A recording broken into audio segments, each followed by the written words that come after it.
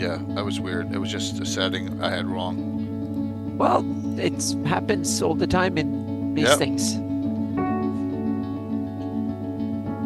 There's like 8 different settings that can go wrong in order to get it from one net to the other. So, meaning it's Windows, XSplit, Zoom, whatever. So, yeah.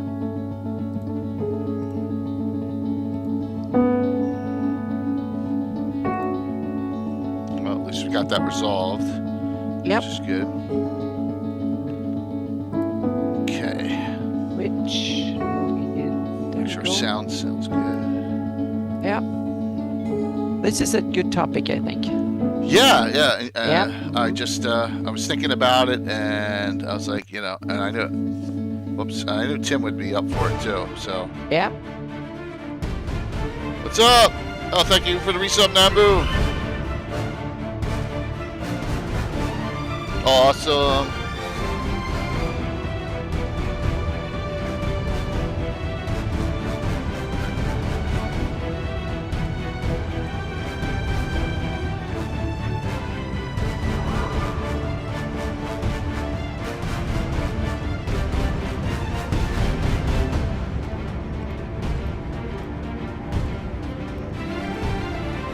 So hopefully, yeah, I guess we'll do lesser gods on legends. I think that'll work. Yeah, I'm kind of curious. I never thought about them as lesser. And I know. Much. But on the other hand, it's good because that made me, when we've had previous shows about this, that made me start thinking about how I want to think about deities. So I love these shows because even when I'm not sure how to tackle it first, it gives me thoughts on how I want to tackle it. Yeah, exactly. Great. Yeah. So it helps me refine my own campaign, so to speak. So it's great.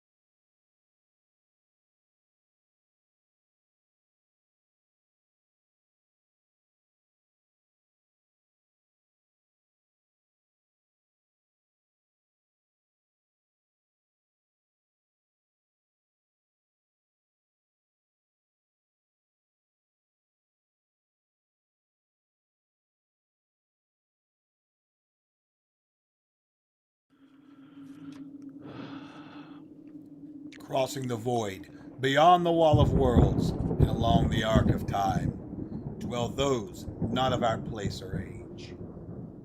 It is too easy to say that there is dark and there is light. It is Chuck too must easy be going to berserk say because that he's a there are Cowboy two fan. sides to every coin. Uh-oh, are they losing? Oh, Reality is bad. far In the worse. playoff game. For law flirts with tyranny. I don't Chaos want to invites rub it in freedom. because the Eagles are just going to do Evil that as bad tomorrow all it night. So, knows. Good except suffering. And those in the middle, boom, boom, Yeah, boom, boom. sports they can be are tough. worse, Yep. for they know nothing but self.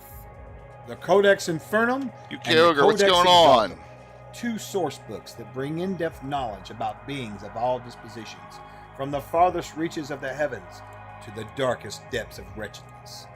Both of these titles come with new, full-color art, new creatures, You know what? I'm going to new set the powers giveaway up like now possession, so that I and a remember. multitude of information Because I providing always lore, forget. backgrounds, names, mechanics, stats, and much more.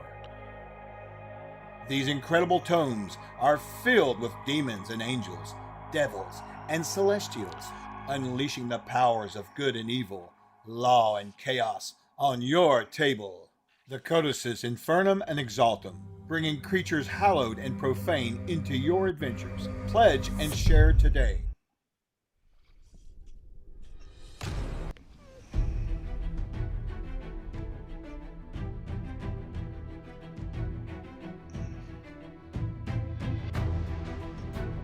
Okay. Alrighty. Yeah, cool. It's all good.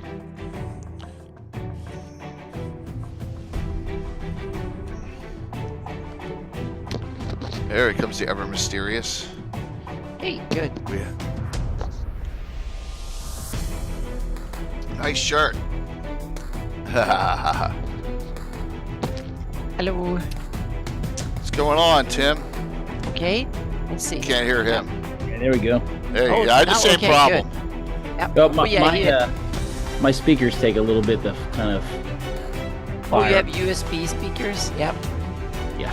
Yeah, I have that on this computer too, but normally I use these. I only use it on USB speakers occasionally. And it's not my main computer. I use a secondary computer for my streaming stuff. So Good to so see that- you in the new year. Same. Yeah. I'm looking forward to a conflict. That was a good topic that Yeah. Jay picked for the first. I know Tim For liked sure. it, would like it too. So, I hung Yep. the camo net up because it was conflict. Yeah. what's up, There you darling? We'll go out. We'll go outside of Greyhawk for Tim's discussion a lot. We'll go to the city state, which is, you Well, know, it's can be this can be kind of a generic. yeah.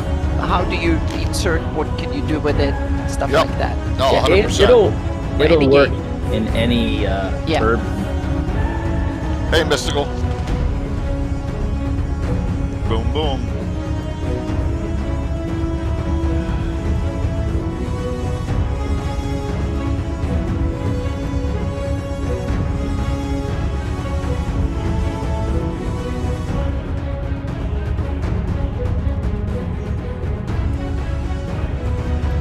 Oh, Lando, thank you. Let's see here. Let me hit the wrong button. Let me hit. Look at that. We're gonna come on early because I want to talk about one or two things. Get them out of the way. See if I can do you real quick, Enoch. should fire up. Dashboard, stream manager. That button. Too many buttons.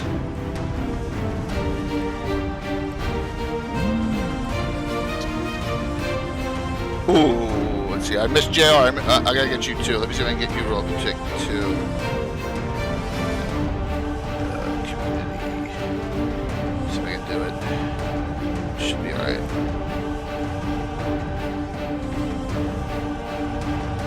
Last time. Yeah, I got enough. That and that. Alright, there we go. Too much multitasking on my part. Cool, what's up, Naz? Almost hype train already for doing all this stuff. That's good. Tim, you get a resub, man. Do that hype, man. Hit that button. You got Twitch Prime. There's rumor they're going to get rid of Twitch Prime because they're losing money, but we'll see. Yeah.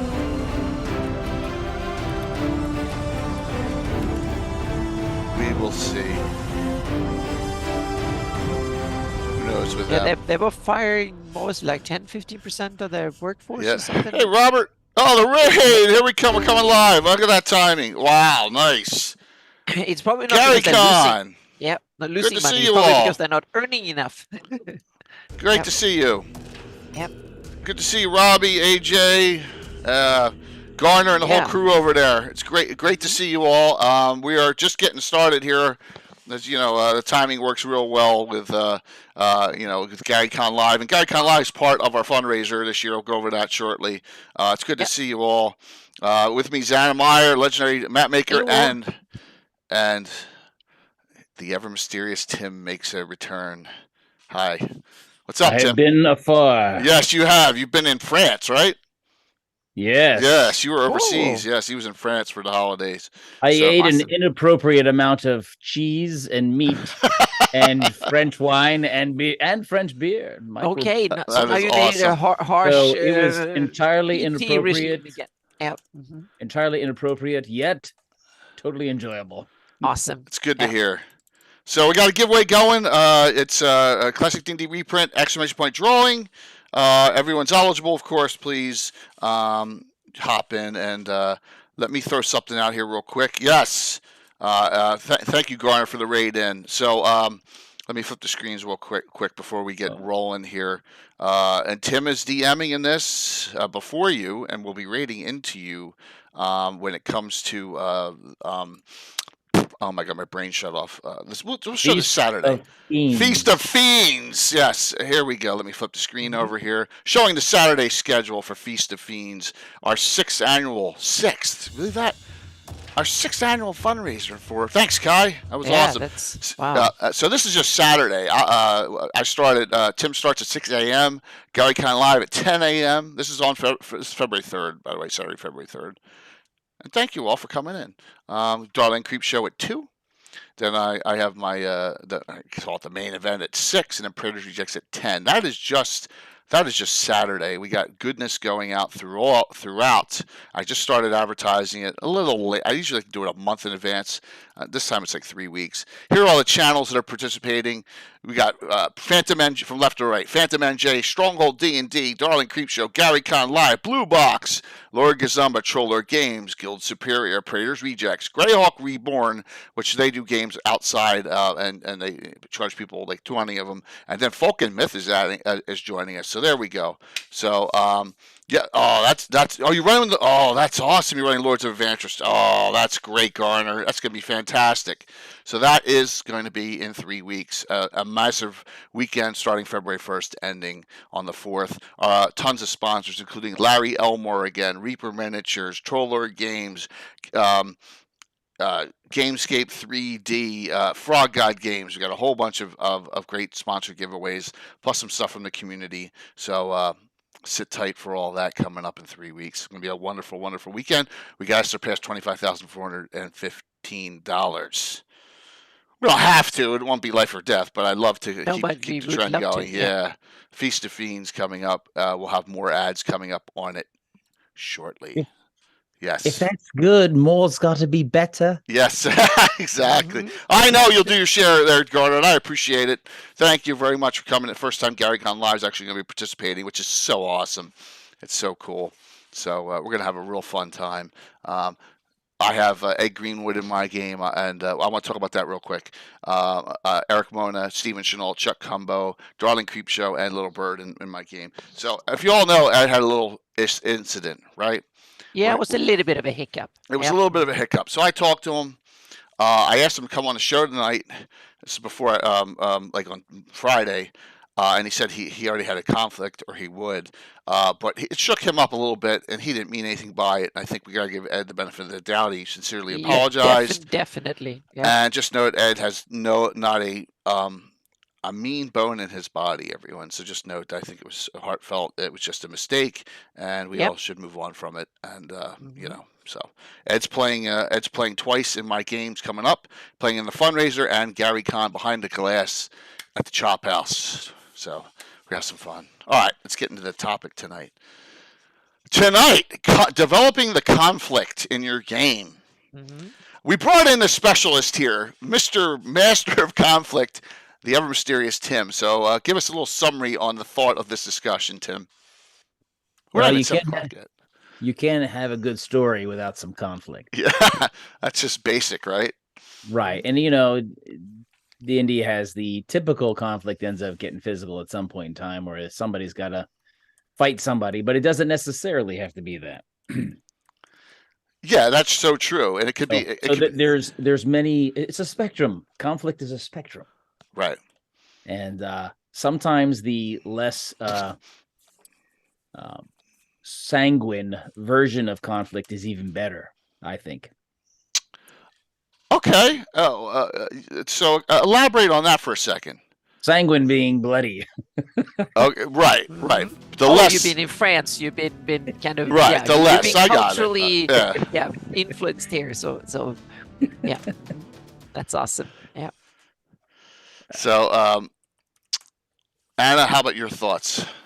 Well, yeah, I totally agree with him, and meaning conflict is kind of the fuel of drama in that sense. You need conflict in order to make something interesting happen, and he can work on many different levels. And I think the meaning no conflict is kind of boring, but all out complete total conflict is also kind of difficult when there is no, it's just then it becomes like a war game, or when you just simply assume that the red color ones are always going to attack the blue color ones, and it's just going to go on like that. That's interesting in one way, but then you miss the role-playing game element. There needs to be a social element. There needs to be moments of surprise, ambiguity, and stuff like that to end it. So you need to have more dimensions that simply the evil fighting the good ones, always under all circumstances, and everybody's divided in. So you need to veil it and put it into context and levels and stuff like that in order to make it interesting. And then you have the technical side to it. Once you get to conflict, what tools and what form is that conflict going to take? That is also interesting, because you can have conflict that is open-ended, anything goes, but you can also have conflict that is very ritualized. You meet and you have a duel, and both sides need to agree on the terms and the tools used and whatever. That's also a form of conflict. And so you can have all of it, from all out warfare, meaning all magic, no, all weapons are allowed, and all sorts of foul play being used by both sides, to simply someone say, well, we disagree on this so bad, we need to go out and fight over this in a duel, and they agree on the time and the place, and even have a referee to make sure everything goes right. So yeah, so those are my kind of initial thoughts on how to tackle this. So for me, I try. I don't know if I'm stupid, but I try to make things. No, we know for sure you're not. So yeah. Don't tell my wife that. Yeah. So Intelligence is a spectrum. yeah. Okay. So, by the way, we'll all get to see Taryn's playing Saturday morning, which is awesome. And Folk and Myth is joining us. By the way, they're here. They're joining us for the fundraiser now. So we got another channel. They're taking Friday morning at 10, which is great. So I got a couple spots. Carlos is trying to figure out a way so he can play Thursday night. So yeah, Carlos is trying to get back in. All right. So, stupid, right? That's what I was saying. I love. God, this is going to sound sexual. I love the three-way conflicts. Okay, right? yeah. I like having Yeah. I like having the factions that are multiple that are going at each other. And I tend to do that a lot. It kind of complicate things, but I think it can be a lot of more fun too. Absolutely, especially in the Shield Lands, which we can talk about. I have a lot of that. I have it going on in Altamira. I have it going on in Hardby. And in Greyhawk, I mean, I have not just good and evil going against each other, but on these little micros. Now I need to ask a follow-up question. Yeah. It's very common in politics, diplomacy, and on the grand scale of couple. You can have 3 countries, 3 guilds, and so on. But when it comes to going down on the battlefield and actually judging it, then you usually don't have more than 2 sides. Right. No. Yeah. And once in a blue moon, you'll get like a merc group that'll show up, but they're on someone's side normally. Yeah, exactly. So meaning the conflict when it's brooding and so on and so forth, but once it gets down to actual knuckles meat or weapons, then you're usually down to 2 sides, because everything else, it's more too complicated. I think the best, and the 3-way conflict you're talking about, Jay, I think the best conflicts are not the event conflicts, but the story arc conflicts. Yeah. Where the characters can affect the outcomes based on which side they take, especially if there's 3 different sides. Yeah. You know, the complex. All right. You don't want to have you run into somebody, they're being forced to marry someone, and you think they shouldn't be forced to do that. It's not right.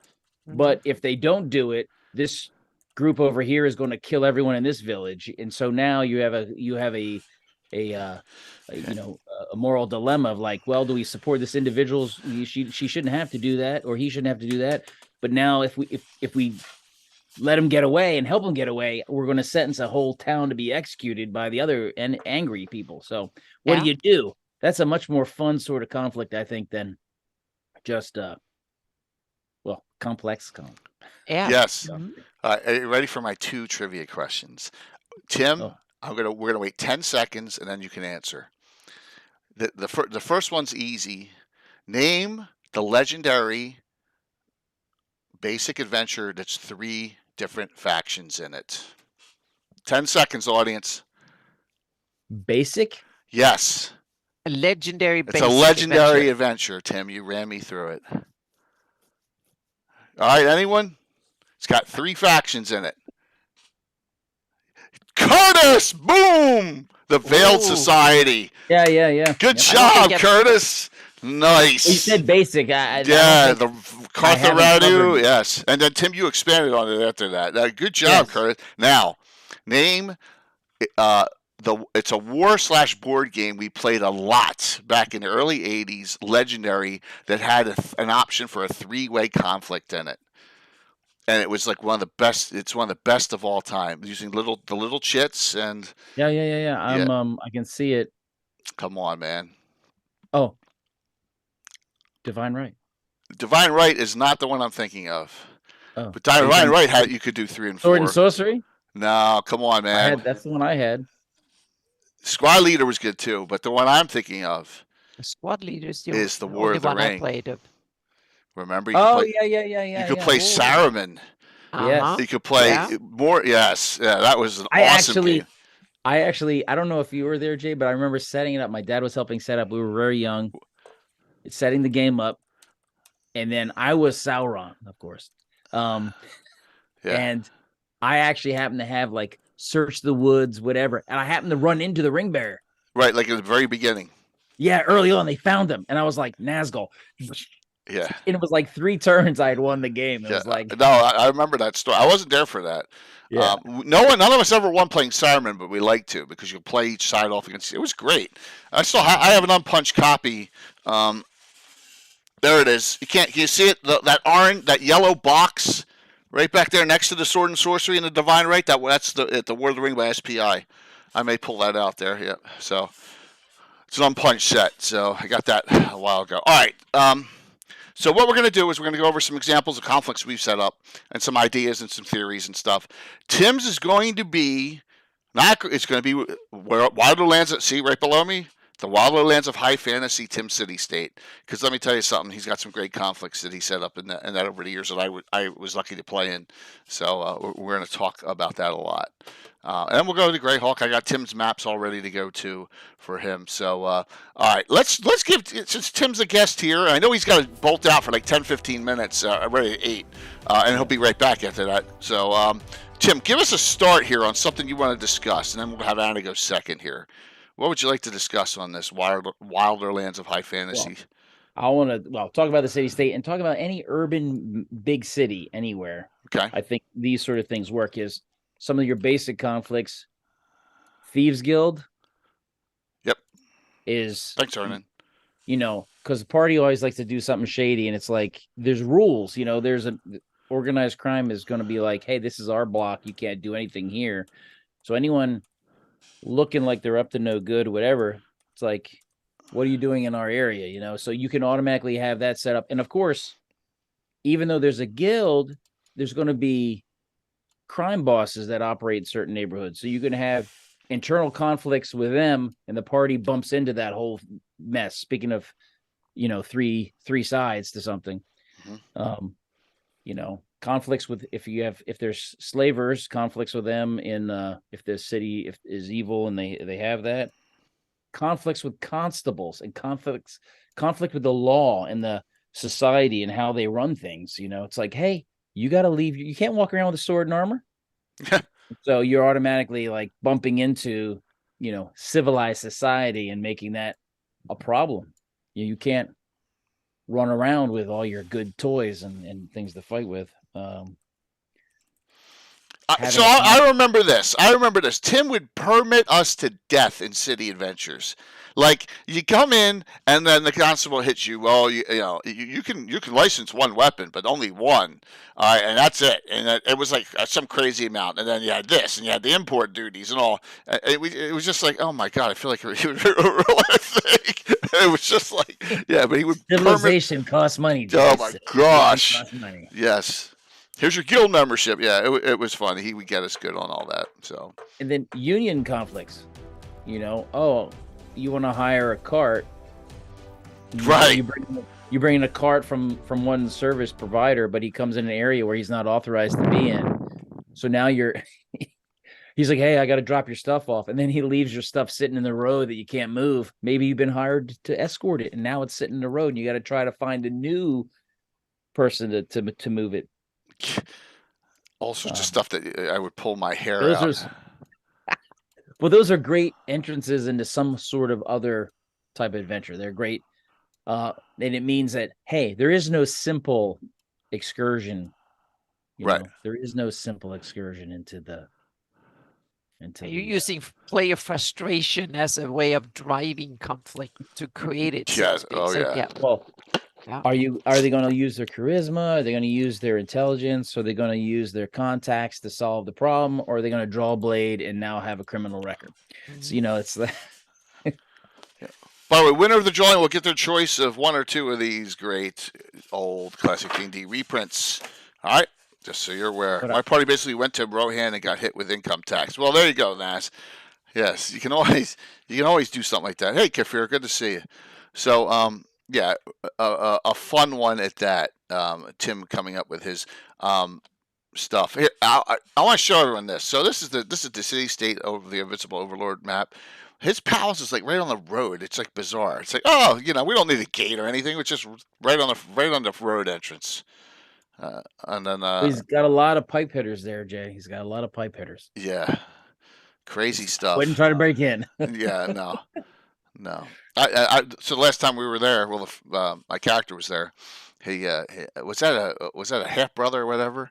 He was dipping into one of his brothers wouldn't stay away from the harem, so he had him executed right in front of everyone. Okay, yeah, nothing better than lawful evil. Nothing better than lawful evil. Let me tell you. He had warned him. I mean, he wasn't mean to him. It doesn't mean to him. He's just like, enough. I'm going to take care of him. Creates a conflict for some good aligned characters just to watch someone just get killed right in front of you. So rules are the rules. Yeah. Yep. Yeah, I think rules. Though, the city state has all those inside conflicts that can be amplified as or dulled down as needed for the particular session you're running. But I think the most fun was the neighboring landowners because they were high enough level. Yes. The neighboring landowners in the region, the prominent people in the region were the most fun conflicts to be had. So I want to get into that after Anna goes because I don't, I could talk all day long, but I want to, it's some specifics on what you actually did to me. Did to my characters, Dervilia, my Cavalier, and Kixana, my poor man's Gazumba, Fighter Clerk Mage. So, yeah, absolutely. Anna, so, Lanissa, you got to understand, the City State Invincible Overlord has been out almost longer than Greyhawk, right? Judges Guild. It's one of these early RPG products, which was awesome. Here's the original cover for it, and so and the Overlord he's a lawful evil. You don't mess with the Overlord. But so we got titles of nobility now, and we're paying for those titles of nobility. So yeah. So it was great though. It's a great setting. My second favorite outside of playing Greyhawk. So don't tell Ed I said that. All right, Anna, what do you got for us? Well, first I want to tie into Tim's discussion because I think it's really cool. There's so many awesome examples of it, but you can also think of that and start thinking about the main conflict behind all of these things, meaning the classical trope of the evil overlords, meaning the evil baron, the evil king, meaning the powerful against the people that oppresses, taxes, and do everything in order to keep them under control and under wraps. And so you can start by having that, because that's one of the most classic tropes of any storytelling whatsoever, because it's sadly so often true in the real world, both in throughout history and in our times too. We often so it everybody can almost, it resonates with every reader, viewer, gamer, so to speak. We all have had what we feel like is excessive control or permitting or whatever it is, meaning someone, I can't do what I want to do, kind of thing. So it's easy to bring that into a role-playing game. But if you want to run your campaign, you should kind of, how is all that tied together, so to speak? Meaning, who is this evil lord? What is his motivations and limitations and so on and so forth? How is big is his reach? But also then start thinking about who are his opponents, meaning power always upsets someone, so to speak. Once you start wielding power, whether for good or evil, someone will start disagreeing with you and conflict is made, so to speak. And then we have the classic stories of Robin Hood and the others that using conflict for good, so to speak. They're starting to thwart the almighty and powerful by stealing from them and handing it out to poor people that are in need of it and stuff. So start thinking the conflict, what kind of what not only the purpose, but what kind of actions will it feed, so to speak? If you have a powerful baron that is turned evil and start doing bad things to people, who will rise up against the baron? And in what form will it take? And then start thinking, how could the players and their characters kind of tie into this conflict or lead it or be dependent on it or be in trouble because of it and stuff. So start thinking, you have the conflict and then think, okay, how do I use that in my game, so to speak? And that kind of make the conflict work for your campaign, so to speak. And that, I think it's important to start thinking both sides, meaning everybody powerful has enemies. Whether they're good, evil, or neutral, it doesn't matter. If you have power, you will step on someone's toes, and that means that someone will pop up. If you're good ones, some evil ones will start saying that no, that make us, we can't do whatever we want, and we can't go and enslave these whatever. We want our old rights, and we used to do this bloody sacrifice every whatever holiday they celebrate or something back in the old days. And you can see it on the local scale with a baron and its 5 villages, or you can see it on a grand scale like in Greyhawk between the old Flan and the Origian that came in and took over. There you have a grand conflict that has gone on for 600 years, and you can build upon. So you can see it both in the grand scale and the microcosm, so to speak. How about a conflict you create yourself in Greyhawk? Let me do one real quick. Yeah. All right. So let's go up to the Vesvi Forest. Yeah. My guys always wanted to try a druid-based sub-campaign in Greyhawk. So what do? I figure out, what am I going to do up here? We ventured here years ago, especially on our trips, right, Tim? We go up here and we just have all sorts of issues up in the Vesvi with the conflict with Ayus. So this is how it went. The high-level druids, the arch-druids, all disappeared overnight, one night. All the 12th level and higher, they did. No one knows. On vacation. And then they did augury, and they did divination and contact spells. Turns out they got a picture of all them sitting around a campfire, just chatting with each other somewhere, but they couldn't contact them. Creates chaos in the Vesvi Forest. With that, this is the same time I created my very popular Avenger class, along with this. Let's see if I have this. My specialty, instead of specialty priests, I have the specialty druids. So multi-faction again, conflict between. So we have our and we started doing neutral evil, neutral good in our Avengers and our druids as a test, and it seems to work real well. The city in the next shot, they could be just sitting there. That's the whole irony of it all. So Alana, neutral good, right? Serenus, and this is the Serenus from the Dragon Magazine article on Celts, right?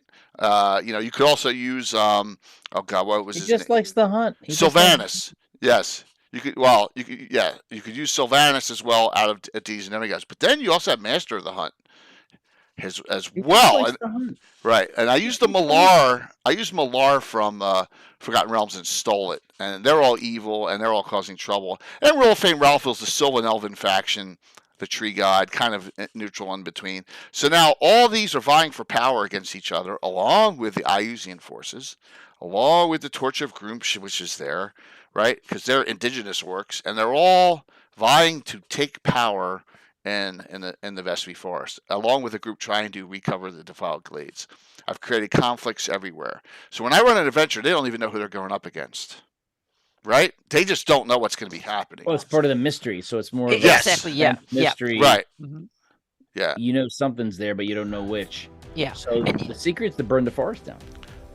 And you can sometimes you can Thanks, Chris. the overarching conflict can be obvious to everybody who lives and can see it, but what actually happens on the ground can be very veiled and uncertain, and you never know. It can be like a now and a hurricane might hit you every 5 years. You don't know when, or so to speak. It's like geology forces. It's everybody knows that volcanoes come on Iceland, but you don't know which century they will hit, so to speak. And Yes. conflict can be the same. Everybody knows that the overlord is evil, and he will come in and do things, or the orcs come and raid and invade now and then, but we don't know exactly when they're coming running over the hills and stuff. So yeah.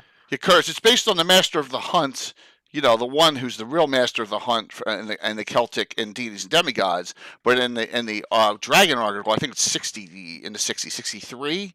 The Celtic one, they have Cernus can take his place. So Cernus is nature personified with a little bit of a vileness to it. So it's worked real well. My problem is I don't go back to it enough for you guys to share it all on stream, and I should.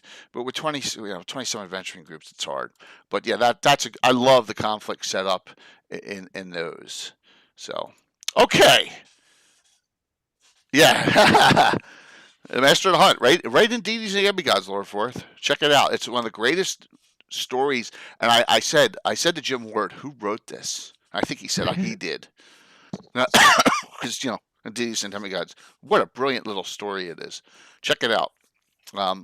Under Celtic and the original Deities and Demigods. All right, Tim, give us some examples of some of your craziness and conflicts in the city-state. Oh. Well, there's the original Sir Brisbar conflict. Yes, tell the story. Where Dervilia and the party defeated somebody who had been basically attacking them. They didn't know who it was. They didn't know why they kept being victimized by this person attacking, and it turned out to have been Cartha Radu from the Veiled Society. Yes, which was 200 years earlier. Right. So he had magically kept himself alive as a human, and transferred from being a fighter to a magic user. So he's a high-level magic user now. And when he, got wind that you guys were kicking around, he was like, you ruined everything for me back then. So you became his pet project. But you won. You're now in his stuff, and Sir Brisbar wants that. He's an anti-paladin, and he wants all that. But now there is a regional cultural expectation of how you behave in polite society. I mean, you're noble. You're not just this riffraff pieces of crap. So all the landowners are invited to a party. Yes, down here. A very upscale. Sir Garbles, right? Yeah, I think Sir Garbles. Yeah, it was Sir Garbles, all the way down here. City-state's right here in the middle. City-state's right here. He was hosting it. Yep. And you are there in the same room with your mortal enemy. Sir Brisbar wants to attack you and all that, and you're all in the same area. But it's just like a Jane Austen movie where you're like talking to the enemy, but everyone's so polite,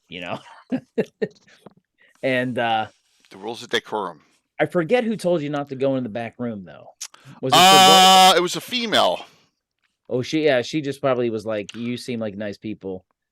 Yeah. One of the first instances, everyone, if you remember the Anti-Paladin article, 3-stage poisoning, which I love doing. Yeah, well, yeah, three-stage poisoning. So explain So three-stage poisoning in the so there's anti-paladin a su- article. there's a substance in the food, let's say, which is harmless by itself. And there's a substance in the beverage, which again is harmless by itself and is harmless when mixed with just Yeah. the food substance. But when you add a third substance through the candles burning or the incense burning and they breathe it, and now those three substances combine in your system, they become toxic and kill you. Yes. So then as the party person, I ate and drank everything they did. Right. I can't help that right. their heart stopped in their room when they were sleeping. And Uh, there's a room back there where they were smoking some substances in the back for recreational purposes, and that was laced with some stuff that for the targets that had eaten and drink, they went back there and they ended up croaking. And so before really and anyone else went there, somebody said, "Oh, don't go back there." It's okay. Well, yeah, but it was an awesome conflict because Tim brings us into this place where the nobles, not to, as a noble in the city-state adventure, campaign, you got when you are invited to a party, it's not the place. And you can bring weapons because you got to show off your bling, but you don't go there unless you're an assassin or whatever. You go there to kill your enemies. You go there to hobnob and work your way up the societal chain, right? rude. It's Yeah, rude. it's rude. Yeah, and you don't want because the overlord will find out and he'll be pissed off, and that's one person you don't want to piss off. So, hey, Jeff. So Yeah, because you don't know how connected they are too, because maybe he has them take because Dervilli has already been tasked to do several things. You don't know how connected this person is at these soirees. And if you kill him, all of a sudden, this was the person handling something that was critical for him. And now whoever the boss is, you can put this in any milieu, and you've pissed off the big powerful person now because you just flippantly killed one of his minions that was handling something for him. I just remember my favorite moment was when Jay was sitting there.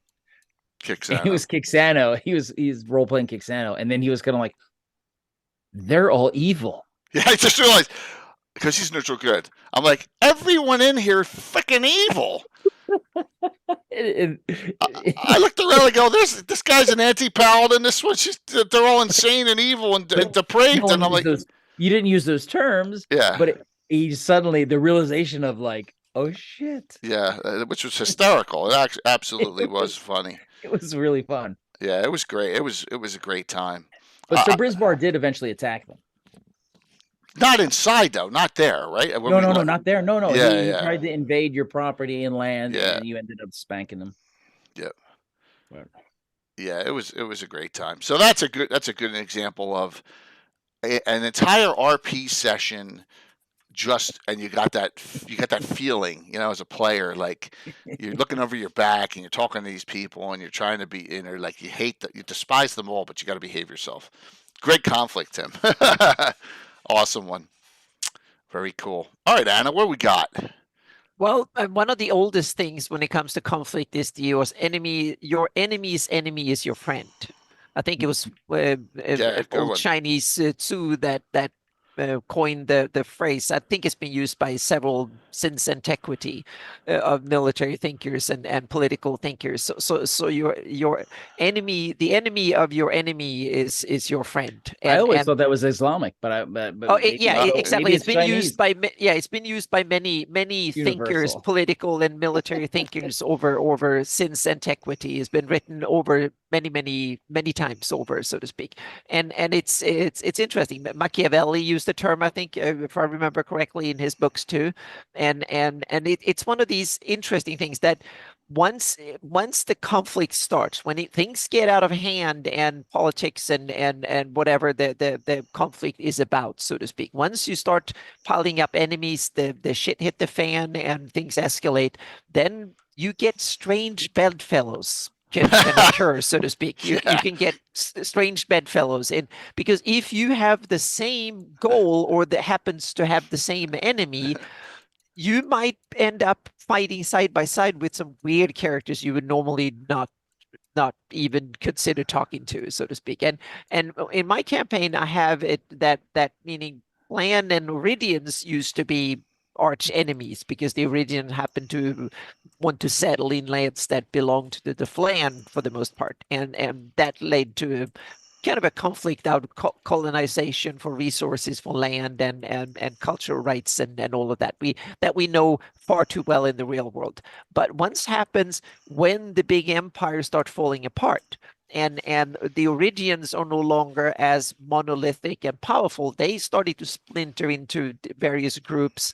That happened in Greyhawk, and then you have IUs that was, in my take on it, was kind of bred and put the power to be a champion of old Flan, or like not a champion of, but more like get revenge, meaning a furious creature so bad and horrible that he can actually do some damage on the Iridians. And then when he go off the rails and start simply working for himself, he doesn't care about one or the other.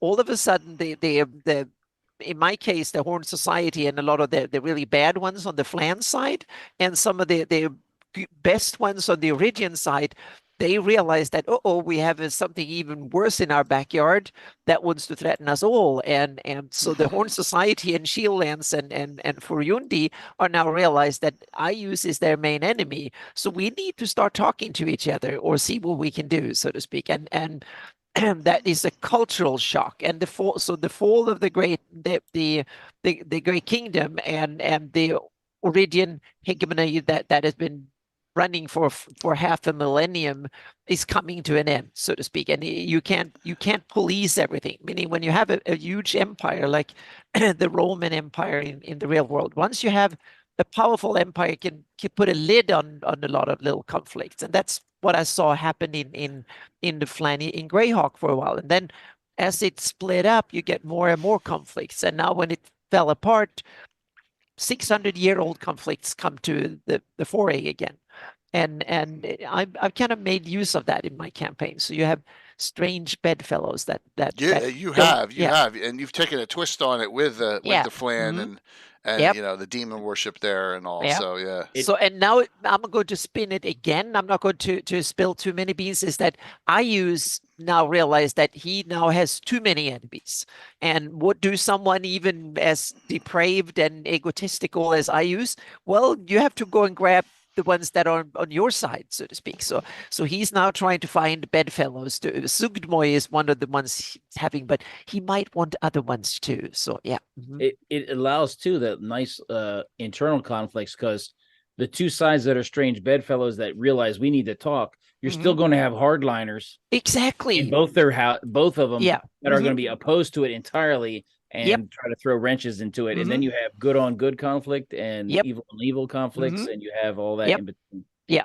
And as soon as the reason to the common enemy disappears, then boom, you can unleash again, so to speak. Right. So So quick announcement, Carlos's game is on for the fundraiser. This is we're speaking. So CSL Entertainment will be streaming, and it's going to start. We'll have a little bit of a crossover when I start on Thursday night, 7:30. He's going to start like at 9. Then when we're done, we'll raid into him. So we'll have 2 streams on Thursday night. Just so you're aware, Carlos is in. He just had some technical issues, and he got them worked out. All right. So here's Curtis have a good point that in chat that I just want to tie into it, that you need covert and overt, not only intelligence, but a conflict, especially between nations and stuff. It on one level, you need to advertise, meaning a king or an emperor, or I use something. Sometimes he wants to tell the world, I'm against these fellows over here, and I want to exterminate them. I want to use my military power, whatever, magic, divine or whatever, to crush them. You want to sell that message. You want to have an overt, open conflict and it advertise to the whole world, I'm doing this. But in some instances, IUs probably has a lot of other pet peeves and conflict with others he doesn't want to talk about. He wants to do it in secret. He doesn't want anyone to know about it, because he wants to stab one of his generals in the back because or whatever, or someone that he wants to take over a supply of natural resources from an ally, and he wants to that ally it's not going to be my ally for much longer. Hate his kid or whatever it is, and something. So conflict happens both on overt level and on a covert level. The two good sides might realize that, or the sides that competing right now realize that once that enemy is gone, we are arch enemies. And that general on the other side, he's terrible and so on. So we're going to make sure that we start. So yeah, and Thieves Guild is a perfect example. They probably do most of their covert conflicts and stuff and so on. But You could have the king say, "We are absolutely opposed to these people over here." Mhm. All right, adventuring party, I need you to take this intelligence and deliver it to them so they can Yeah. fight our Mhm. enemies. Yeah, But exactly. he's You not gonna tell say it out yeah, loud. exactly. Yeah. In my case, I have it with Shieldlanders and Horn Society. The Shieldlanders and Horn Society will exchange intelligence so they could be better at fighting Iusians, both of them. So they will talk to their enemy and meet in the field. And sometimes the Katarina has met with people on the other side to just go and slaughter Iusian clerics because they both had the same hobby of doing that, so to speak. It was the same job. So they kind of, evil Hobgoblin and Katarina had realized that, oh, we both love to do it. We want to hear them scream. So they do it. So yeah. Even the good like to be bad sometimes. Yeah. And good to me doesn't necessarily mean that you're weak or peaceful. In that sense, it might be as long as they are the enemy and deserve harsh treatment, give it to them, so to speak. But that is something you have to make up again. You as a DM with your group, you have to figure out how you want alignment to function and Right. how you want to run your game. I sell that. For me, it's like villains do evil things, and that means that you need harsh measures to stop them at times. Nice, Von Mokel. Speaking of Fultians, Yeah. I'm not just happy with and Shieldlands with Yeah. Shieldlanders against the Iusians. Nah, we gotta so what do? I throw the Fultians in there. Okay, so where do the Fultians Hey, fit in? so your scheme there's open land, right? And the Fultians are Yeah. very strong militarily. So this Okay. goes back to when I started. This goes back even to before I was streaming. They're very disciplined, aren't they? Yes. So they So actually, they are a faction within the Shieldlands. they meaning are an they are organized, emigrating and settling all these open towns that everyone's dead in. Okay. Right, So right. you mean after Iusians have Yeah. been there? There is okay. They're Gotcha. refugees, and now they're Well, they're not refugees. They're just like, oh, good fertile open Yeah. land, and the Mhm. Shieldlanders are incompetent. refugees. Yes, and- exactly. So I do not use lawful evil Fultians. I have a pure lawful neutral, which is just as bad when you think about it in some instances. So this used to be called East Fork. Well, they renamed it to Radiant Fork. Okay. Now up Very here, appropriate for them. They have a yeah. bright future ahead yes, of them. They have a bright future. up here's Homer's Hold. Now, I ran this adventure. Half the town is controlled by the Shieldlanders. The other half is controlled by the Fultians. But the Fultians were under a crazy Fultian who used to be a PC of our crazy other Bill. You remember? Yes. And he was. This was the train wreck, right? This was the train wreck where Alan said, "Oh well, that's the law." Remember? And so Walt's character, who was a knight of the Holy Shielding, did something trivial. I equate this to "Do not fall in the flower bed" in the Star Trek episode where Wesley Crusher falls and it's penalty of death, right? So he does something trivial. Well, they put him on a flaying post and they're whipping him and flaying him. And Alan's character's like, well, he broke the law. Like, what? Are you freaking crazy? Yeah. And I actually live streamed that. You can go back and take a look. So Yeah. yeah, crazy. So that they have control of Homer's Hold. So they have the swath in this area between Homer's Hold and Radiant Fork that our Fultians have put up in, whereas the Shieldlanders have Walrus Crossing down through here to Axport over up to Cornwall. Technically, Jay, they're Shieldlanders. They are Shieldlanders. They just follow Fultus, right? No, they're coming from the Theocracy of the Pale. They're actually emigrating they're coming from the Theocracy of the Pale because there's good. Theocracy of the Pale is much colder climate. Are they coming with a Theocracy of the Pale flag, or are they just moving there in force and settling into the Shieldlands? Well, they're settling in the Shieldlands under the government of the Shieldlands. Under their own government, they don't. There is the government of Shield. They're invading. Yeah. Yes. That's technically invading. Yes. Yes, it is. If So that's you settle there and you don't agree factions. with the that's If you Well, the don't Iusians, just like in the Theocracy, the Iusians are afraid of them because they're good fighters, right? They're very good. They're very competent, and they have really good clerics. the interesting thing is that everybody who uses the Faultians in one way, the Faultian seems to, in everybody's game, Yeah. they're causing trouble. Whether they're good, I neutral, or love 'em. evil, they always seems to be troublemakers. From even Gary himself in the Gord books, the Faultians are you can't have sympathy with them. In the Living Greyhawk, they created the Dimri ones that were even worse than Yeah, that's what Sam the said. Paleite. I Yeah. have a lawful good one. Lawful Okay. good's fine. There are lawful good ones Yeah. too. Yeah. Absolutely. And yeah, and I've tried. Good. I've kind of made the Faultians go crazy evil. Almost all of them have and I simply had an example. What if the worshippers tempt the god to go evil? If the worshippers become fanatics and simply say, well, to heck with the morals, and we followed the scripture to the letter, and we became and so on. So then so the Faultus himself got so tempted by clergy and stuff, so he wanted to keep his worshippers. So the Dimriite were the first ones out, but then the Palites were the ones that simply they're so successful, so he kind of went to their heads, and they became kind of very excessively kind of intolerant, and it went to them. The Dimriites, I have now swung a little bit, because they are the ones that met evil head on with Ayus and stuff. So they starting to question the morals of the enemy, and that meant that they have to start looking at their own morals. And I have the Palites, they don't look at their morals at all. It's the scriptures and the principles and so on, and screw the morals. But this is what is right. Might is right, and right is right. So they kind of, so I'm experimenting with it. These are just ideas for future campaigns. Haven't set any adventures there, so this is just loose ideas from me.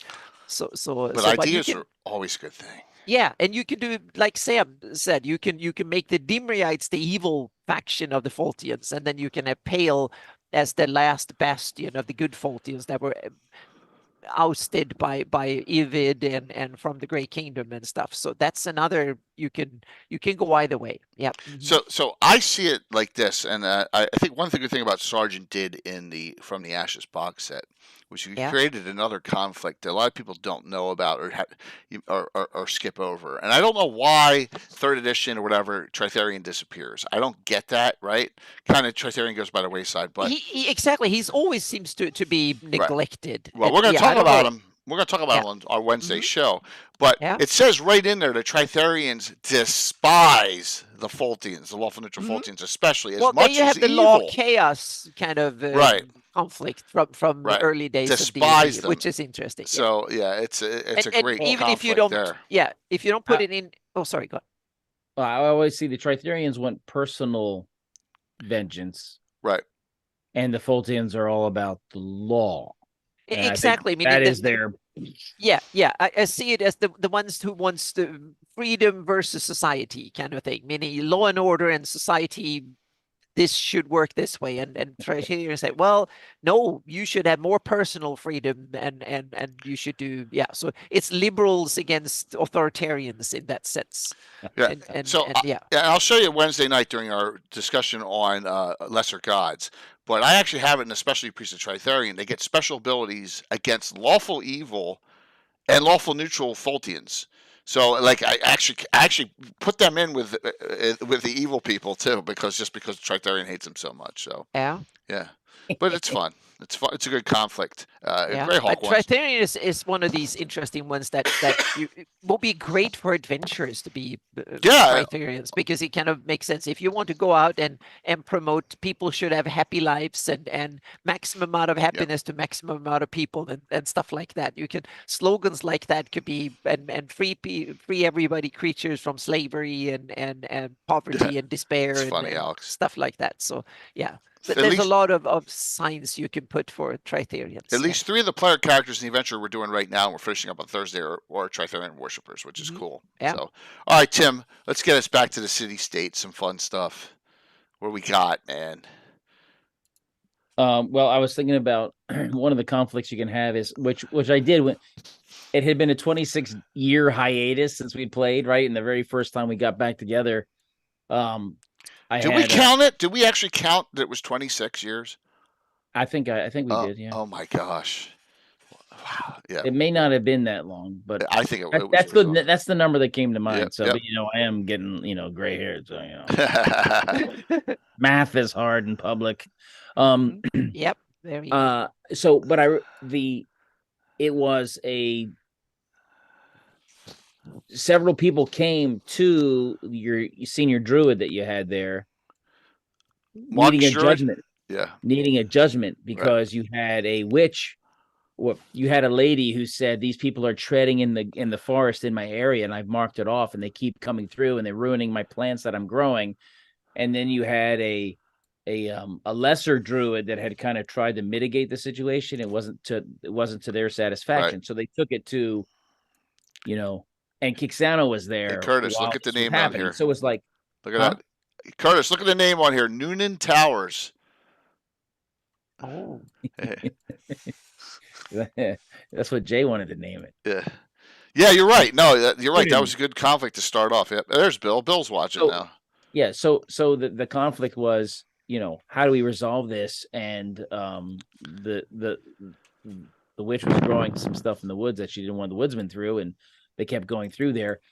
The druids have been tasked by the overlord to help protect the foresters and woodsmen because, hey, this is a place that burns wood. You need wood to build. You need wood for fuel. And the druids are mitigating the forestry so that it preserves the forest. And there's a lot of tensions going on there. You got to heat the place. You got to build stuff. You got to keep the forest alive. You got to also not let the orcs kill the foresters. Right, the purple core orcs, right? Yeah. So you have a lot of that tension going on. And so there's this.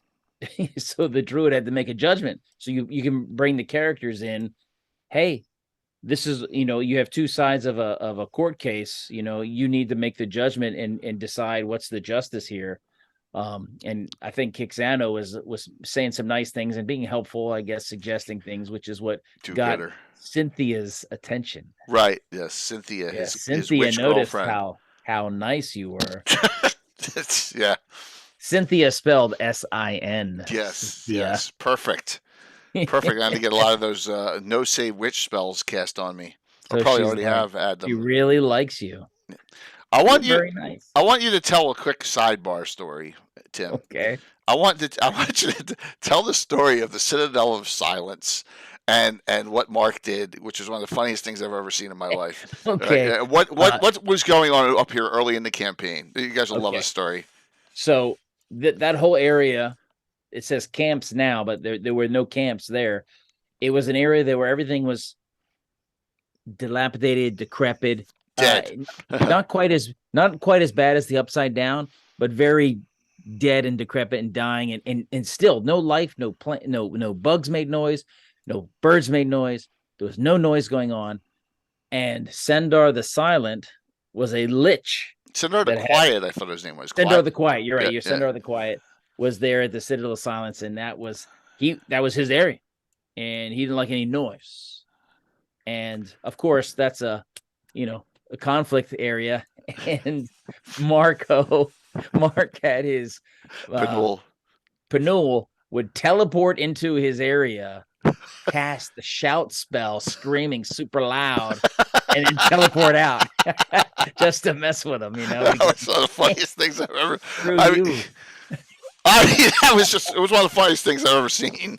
I mean, it was a brilliantly poetic thing to do. I'm going to teleport to you. When you do the teleport roll, I cast shout. And he's like, I don't know what he says. I forget what he said, but he shouts. He's like, I teleport away. Yeah. Don't mess with a lich, though. That was fun. It was a fun little, we back in the '80s. We're playing Greyhawk. We're playing my Greyhawk a lot, but we're playing Tim City State a lot too, which was good for me. It was a good change up. So I only ever had the 2 characters in that. It's not like I had 70 characters like Alan has in mine, but yeah. So. Yep. But if you have a party adventuring and they're a little higher up in level, maybe they got a little rank on them, you can walk into a small claims court situation going on in the village and have something presented to you, and not the best part is the DM can hide the societal and cultural implications of your judgment, but they may beseech you, hey, you are here, you can represent our patron, whatever, and they can present to you their cases, and then your character can make a judgment on it, and then Yeah. suffer the consequences thereof if it's depending on the culture, society, and Yeah. what can happen.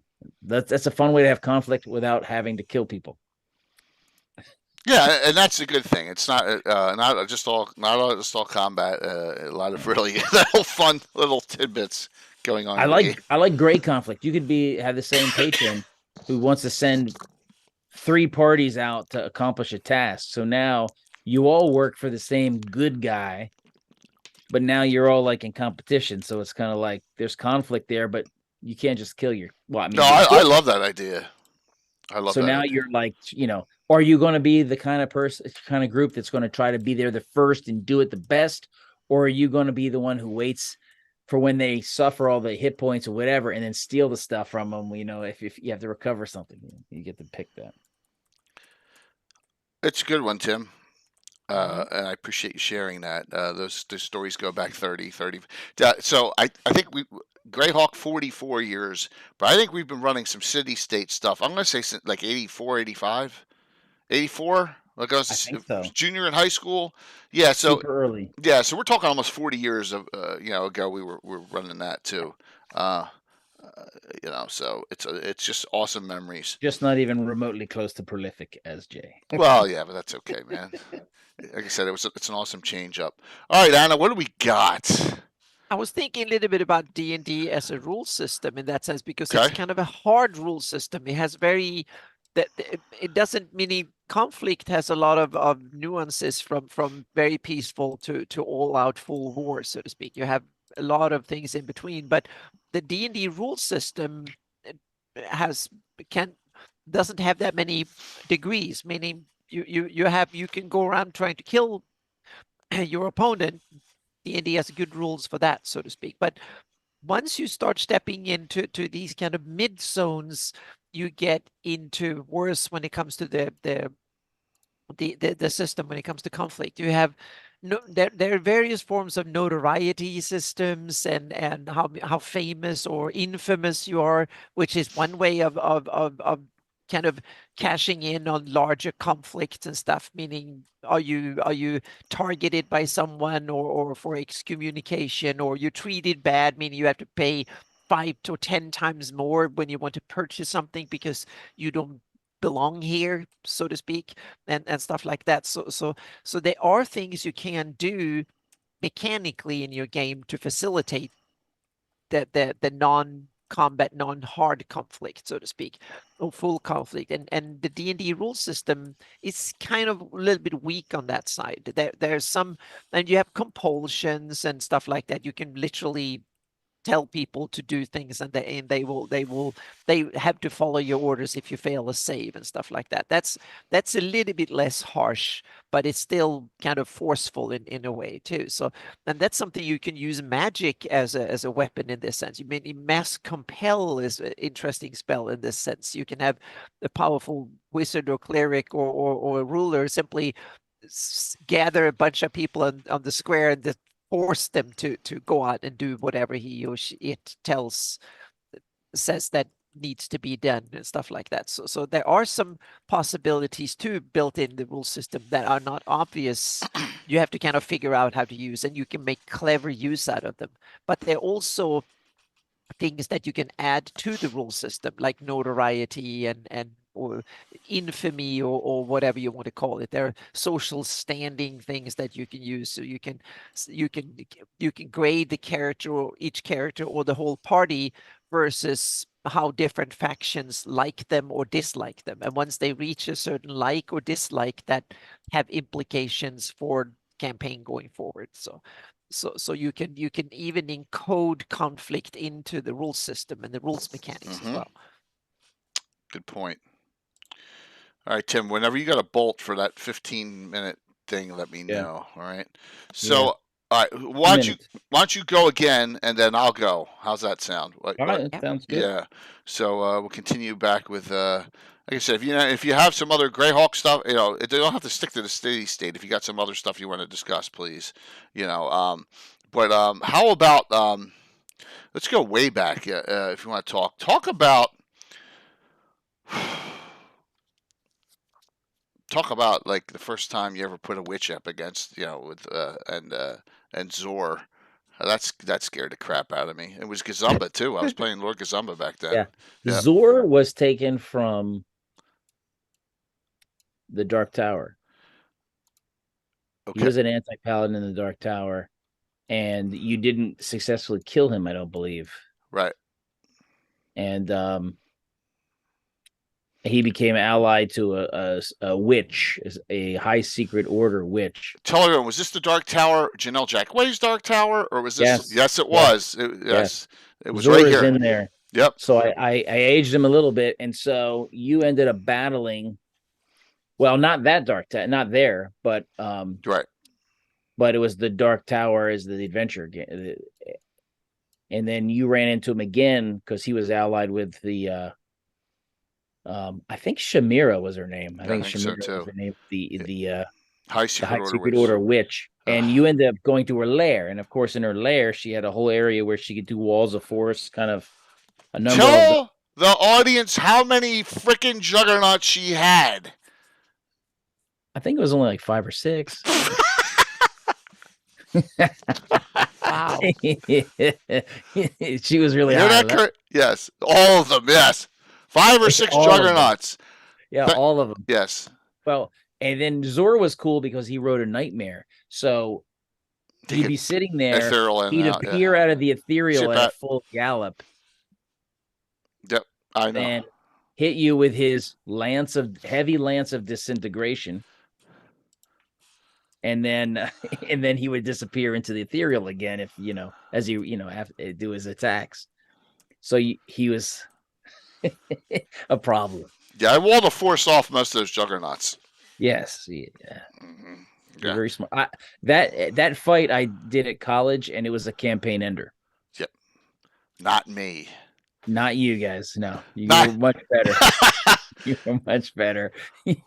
But she magic jarred herself. So when you finally killed her, 13 she just bodies. absorbed and went into another body and came through a wall. She had a wall where she could phase through. She had cast a high secret order witch spell, would phase through the wall and just come out as like, little girl, do you need help? Yep. None for us, Alex. We never needed them because this is the thing, man. When you know someone, you get together. And it's tough to trick up players. When we played together for 40 years, But still, back then it was still in the 80s, and it was challenging. It was that was hard, but yeah, you didn't die. Gazumba and Fensick were on it that day. So thank you, Coco. So but it's fun to have a big bad in the back like that, and then have problems, in the campaign that maybe could be start out when they're low level. Like, why is this farm? Why are none of the animals able to have offspring? Maybe there's a witch casting infertility on them, and so none of the animals are able to procreate. You can curse the whole or village or something. You could ruin an entire community. I mean, they're going to die. Yeah, you can curse them and say nothing can breed here for 100 years or something like that. I didn't even think all about the animals or whatever. Yeah. And then why are they not doing that? And then you can find out there's some, she may have her lesser witches doing the small ones, hitting particular farms that don't send her the appropriate sacrifice or deference or who knows what. And then work your way up levels and eventually run into this person. But I'm going to go and do my errand. And then we'll see you in a couple minutes. Yep. Yeah. Tim will be back. He'll be back shortly. So, let me go to mine. Let's just do Altamira. So, we've created a lot of one-on-one conflicts, mostly in the city. In particular, the Thieves Guild, Darius the Deposed, dual-class Cavalier, Thief, Human, who doesn't, the whole story goes back, how he hates the small people because what happened to him in Highport. But our published source, Roger Moore Group, Spunk is there. So I have 2 Thieves Guilds in Altamira butting heads against each other, and there's open combat. We actually did an adventure, which a couple like Bones and Darling and Little Bird played in a couple months ago on stream, and Heather Hex, post post joust about that war that's going on. So I have that. Also, what is going on, and we're going to find out a little bit more about that in this area here beyond on the other side of the Jewel River in these swamps. What is going on? Why are these beastmen appearing? What are they all about? And here, let me just shout it out. That will be part one of a huge conflict that's been going on for a long time, and it'll absolutely be in the box set. And then the second part will be during the fundraiser, the main event fundraiser. So we'll talk about the Minions of the Sun, and then it's called Empire of the Sun for the one during the fundraiser event with Ed Greenwood and Eric Mona and crew. It'll be a blast. So it's really fun when you have a location. I like to take places, and I'm not saying you have to do this all the time. You can pull something right out of published source and run with it, of course. But I love taking a place, like, wherever it may be, and creating something that's on a micro level. It's not affecting what's going to happen at the end of the campaign, right? So I'm not putting out something where, oh my gosh, I possess the Codex of Infinite Planes, and we need to get it from him. And then if we get it from him, we can eliminate him from the planet. So that's not my style of DMing. My style of DMing is, let's create all these other issues and conflicts that are going on, and that's what I'm doing in Altamira. Another one, which you'll find out more about, is the Slav Squad and the Bounty Hunters Guild has a conflict going on now with a group of dwarven bandits running about in the Lort Mills. They're causing trouble with the mining operations up here, and they have letters of marque from the Prince of Ulick. We'll see that too at GaryCon, I think. So there's a lot of other, a lot of little faction-based. We talked about factions before, and conflicts created that are different adventure groups will take care of and handle as we go. So some little tidbits coming up there of some conflicts you'll see in Altamira, and there's many others too on a smaller scale, which we will discuss at some point as well in the future. All right, Anna, what do you want to talk about while we're waiting for Tim to get back here? I was thinking time is an interesting aspect of an often overlooked aspect of conflict, and you can see it that short-lived, meaning some creatures and groups and factions, they are so eager and they're short-lived and so on. So they need to resolve their conflict now, instantly. Meaning, if they get offended, they will lash out and go and get their friends and start getting at you, or simply try murder half the town when they get offended, so to speak.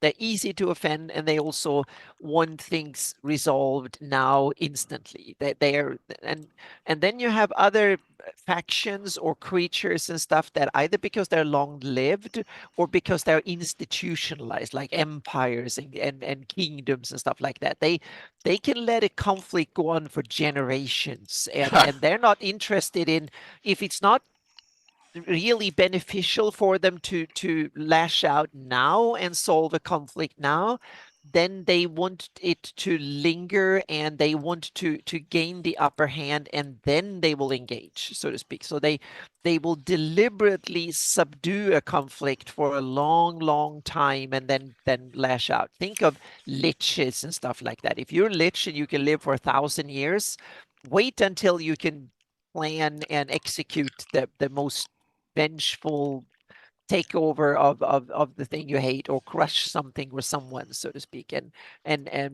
so on. So there's and a lot of fantasy literature is full of this, so to speak. What if you, instead of going after the parents, what if you give a curse of the kids, mean there will be no grandkids, or like in Ayu's or Evid, he struck a bargain with the devil himself, and meaning, what is it, the 666 generations of his kids will be doomed, so to speak, or in the service of the nine, or something like that.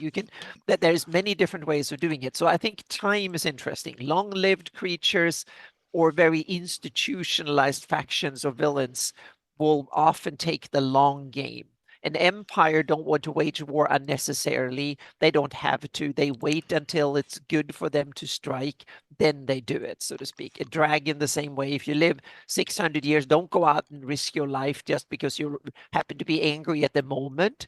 wait a little bit until they get old and sick and whatever, and then wipe out the whole family in a decade or two, That's funny. and stuff like that. So think of, especially in big campaign terms, use time in a conflict, meaning how urgent do different villains and factions, how easy are they to offend, but also how quick or how necessary is it for them to solve this now and here, and so on. And that can also make interesting, meaning the party and the characters might stir up trouble with the faction, but that faction villain or something might realize that, no, I'm going to take this out on you a year from now, a week from now, or 10 years from now, or I want to go after your kids or all your relatives at home, and I will be nice to your face and stuff like that. There are many different ways you can use time and intent in different ways in a conflict. Don't always let things be upfront to your face at the moment, so to speak. Smart enemies, smart villains, they will use conflict in a much more subtle way and a much less direct way, so to speak.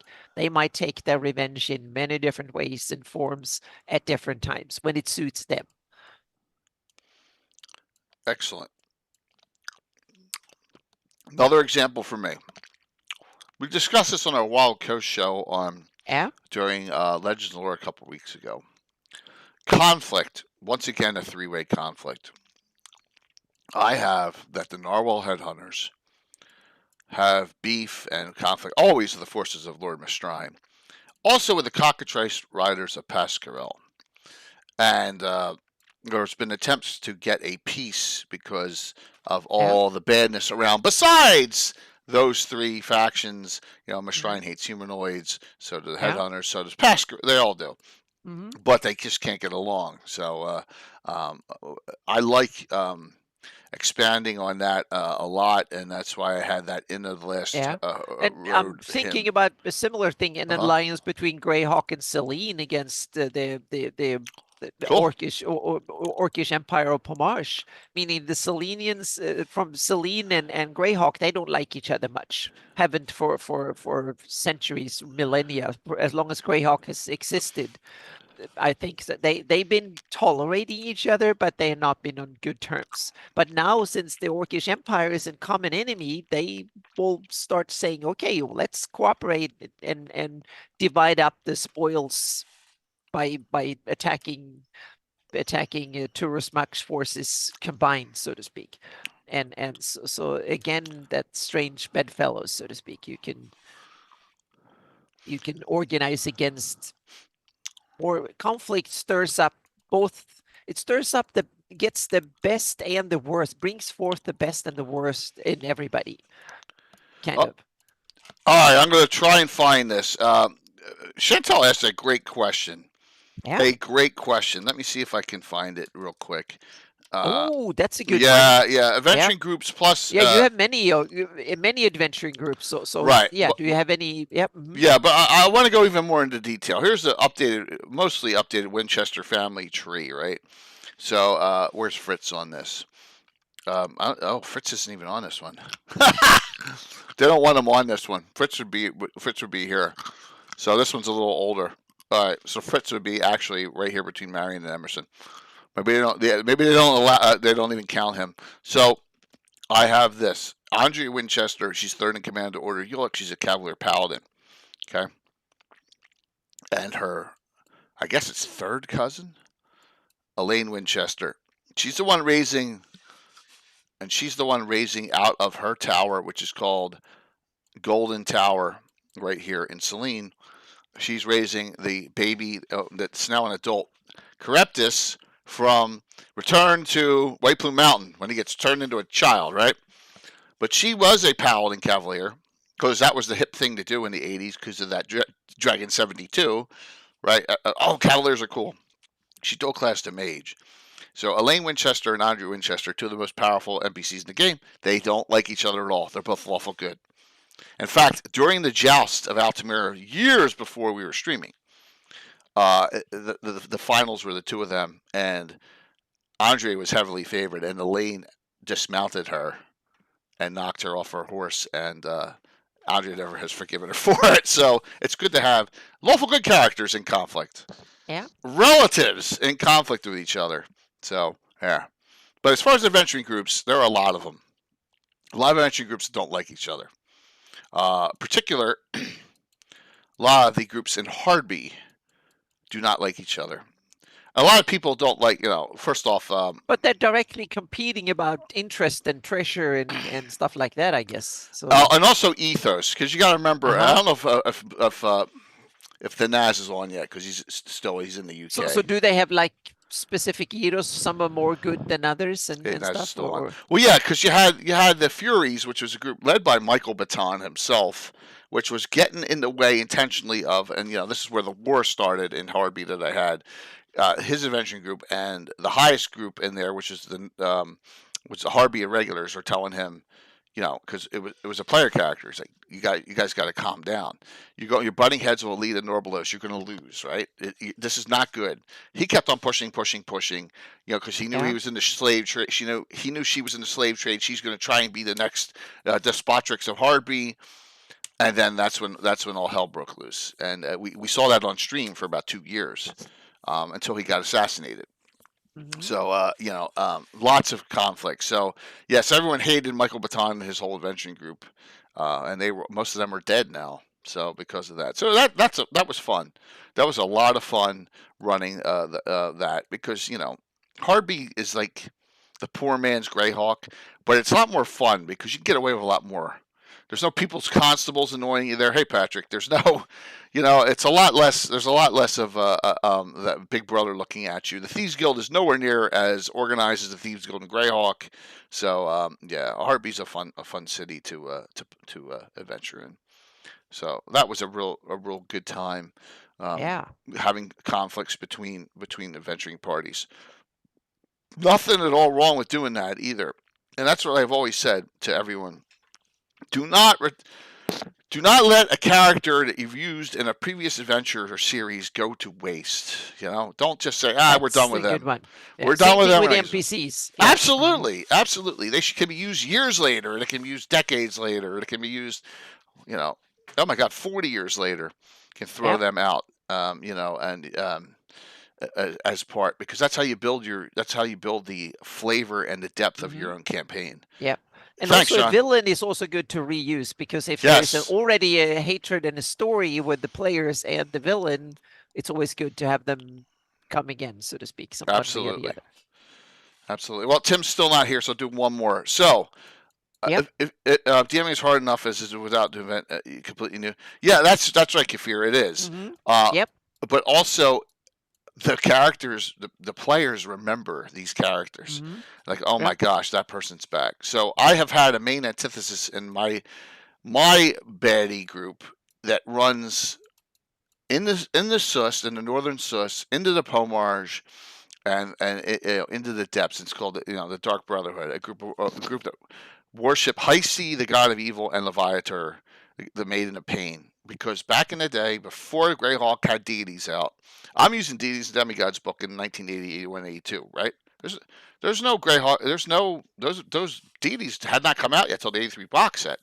So and look at this. A lot of those deities are used in Forgotten Realms to this day too. So I don't feel bad.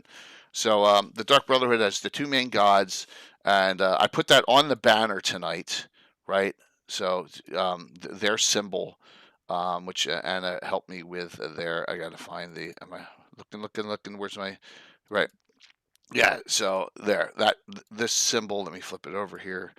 So the Dark Brotherhood is the ones that are called, there's Bill. I hate them baddies from before my time. Yes, so Bill wasn't even playing. Bill didn't start playing until 92, him being the rookie of the group. So he missed all the goody stuff. The stuff in the early 80s, it was really nasty.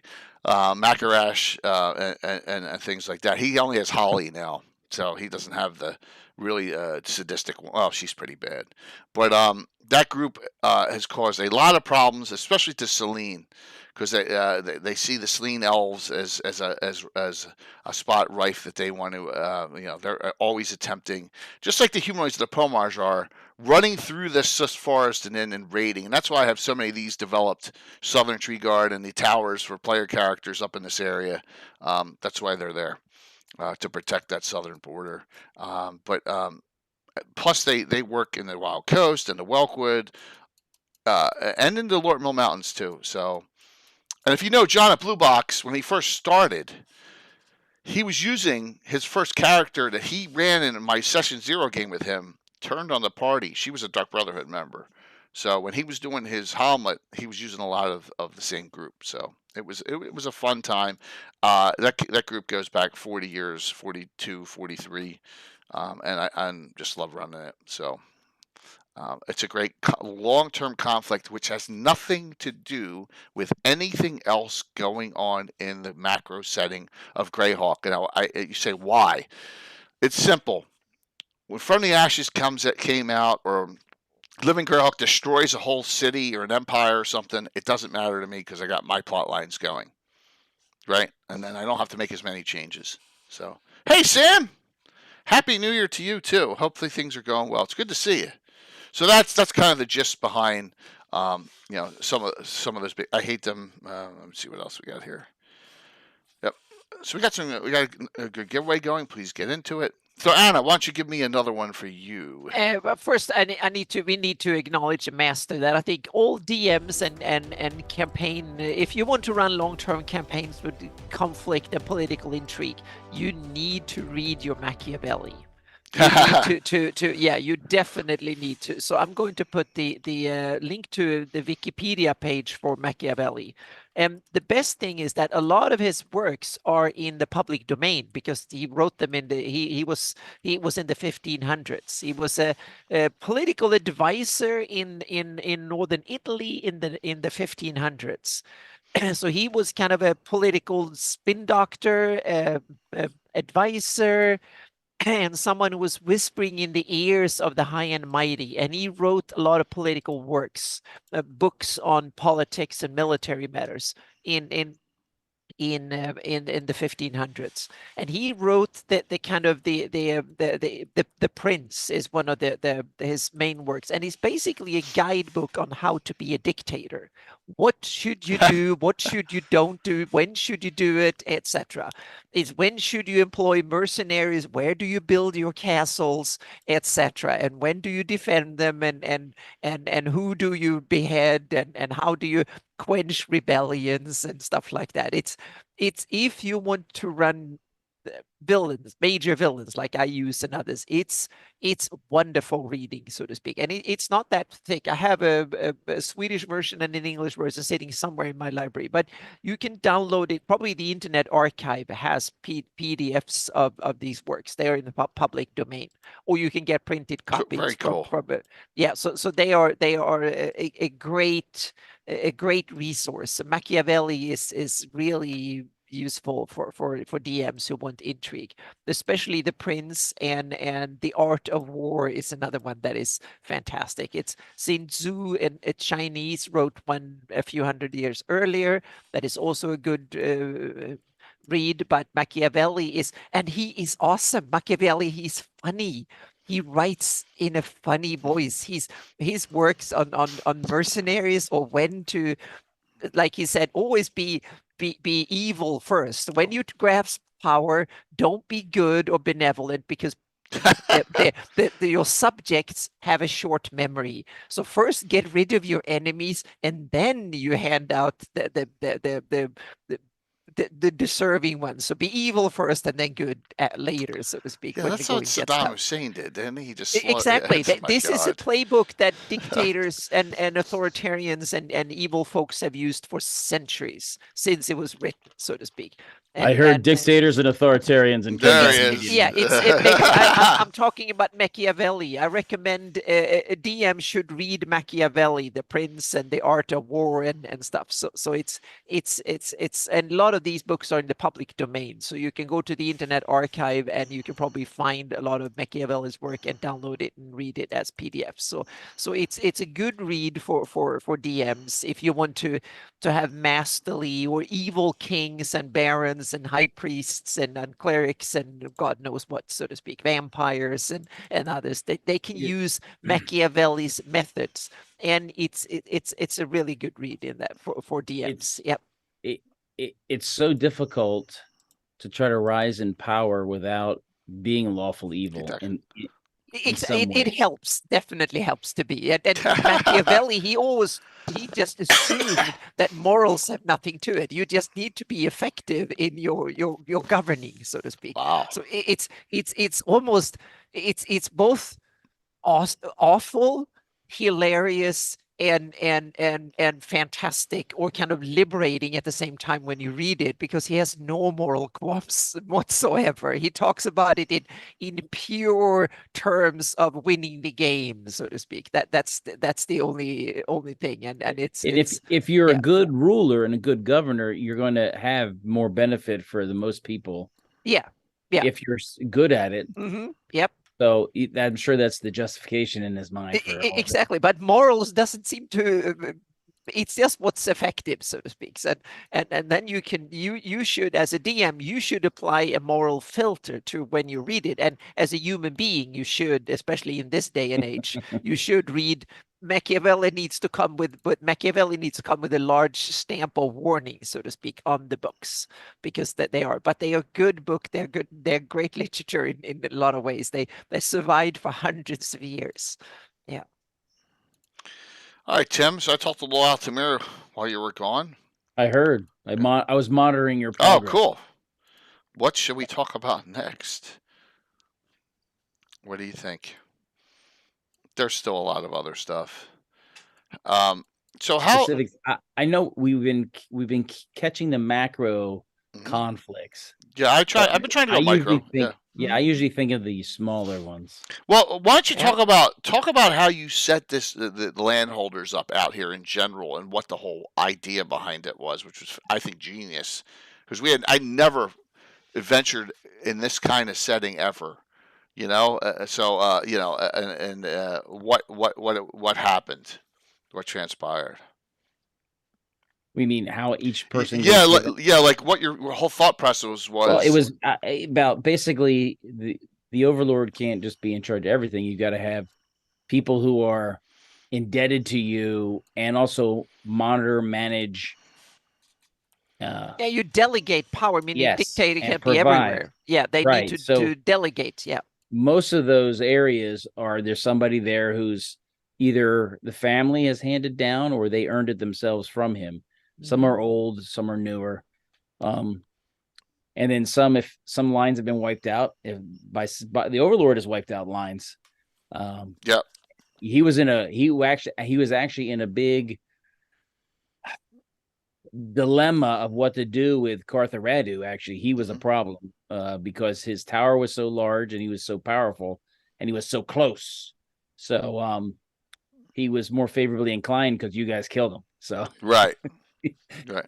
And you guys are far more easy to manage than he was. Right. That's true. So that I basically made personalities to go with each of the areas out there, and like Ivy is a lawful good paladin who's in charge of that area along the forest there, and he likes her there because she's always going to be concerned with her people, and so she's always going to be very effective at securing that border against the orcs. Yeah, because this basically the orcs of the Purple Claw, they're a published source from the Wilder Lands, right? Yes. Yeah. The orcs of the Purple Claw, they have an Amazon queen. Yeah. Yeah, who they kind of worship. So I remember over here before we took over these swaths of land, there was a Dark Elf enclave, if I recall, right? There was Dark Tower. yeah, and then there was Pounder Grimwald the Slayer and Slayer Grimwald the Pounder. Yeah, right out of Tower Hill. Yeah. So they have like a hill fort. Yep. They're more barbarian types. Yeah, here at Tower Hill. Yeah. The king and his champion can be lawful good. It doesn't mean they're stupid. Right. True. An alignment is something, though, that I think old school D&D does pretty well. I mean, I know a lot of people only use it now in 5e and all. That's fine. But I think it serves a serious purpose in the game. It does. And you could get along without it, I think, if you had an ethos or something Yeah. But I like the use of alignment. It keeps you from randomly jumping back and forth in an insane manner, so that you have a character that's more or less operating along the same general guidelines of morals. Right, and I'll tell you what game we played a little bit of that happened all the time with Shadowrun when that first came out. We tried that. There was no moral quandaries at all in Oh that. no, I was a Blue box. I was a stone cold Hello. murder in that game. Yeah, I know you were. Absolutely. Curtain crew. Hopefully, you all had a great. Yeah, A great... I played Shadowrun with military guys, so that was like it was a tough crowd. Yeah, but yeah, and so that's why I think alignment serves a really good purpose. Hope you guys had a great stream. Go ahead, Tim. Yeah, well, it's good for role playing to establish what sort of code your character at least espouses initially, so you have a guidelines for how you play them. Which I've seen a lot of 5e people do, so much so that they actually sabotage the game with my character wouldn't do that. I'm like, yeah, you got to allow for change, because I mean, let's face it, D&D characters are traumatized. I mean, that is an insane career. It's insane, and you're traumatized like every week when you play. Your character is suffering some sort of trauma, so you got to be able to allow them to change it under that trauma, Right. No, I agree. I agree 100%. And the amazing thing, everyone, I know General Jack Wace just passed. General Jack Wace did a lot for Judge's Guild back in the day. Dark Tower and Thracia, right? Or both. Yeah. So it's a shame, but lots of articles, lots and lots of articles. Yep, definitely. Some wonderful stuff. Absolutely. So players suffering some sort of there's a lot of trauma going on. I heard too much about trauma or whining.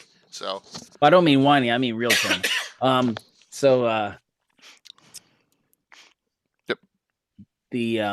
I was saying the part of the conflict and part of this layout is this is the county of the city state. The city state's a city, but it has a county surrounding it, and you have a city state thieves guild. Right. And then you have the county thieves guild. So you have thieves guilds that have their fingers in the surrounding lands, and there's sort of a truce and / agreement between the city state and the county. And so, the Don is the one we actually had that one of the early adventures when we restarted it, where you ran into the Don and you had to go. I forgot about that. Yeah. He stole your girdle of well, he just wanted to get rid of it. I don't blame you. I don't blame you. I'd get rid of it too. So, yep. And he had made a deal. Remember, because his mistress was an Erinyes. Yeah. Devil, and so they don't care. They'll have infernals around all the time in the city state. It's awesome. Well, not obviously, I know that. Not. So he had issues with that. You had to take care of some stuff for him because he couldn't directly do anything, or he might get carried off to hell right away. And so, he had a contract, so he's trying to he's cherry picking his contract to make sure you take care of something for him. Yep, it's fun stuff. So and there's a lot. Like I said, you never know who's on. Another thing about like the conflicts going on here, you never know who's on your side and who's not. Well, so don't trust anyone. Generate a conflict by rewarding the party with some special magic item, and then somebody who it was stolen from wants it back. Yeah, which we just did that from Gru. He's really angry at you because he's a human who's 200 something years old but looks young, and he's mad because the thing that allowed him to be that way is one of the items now belongs to Roscoe. Yep, who's a dwarf.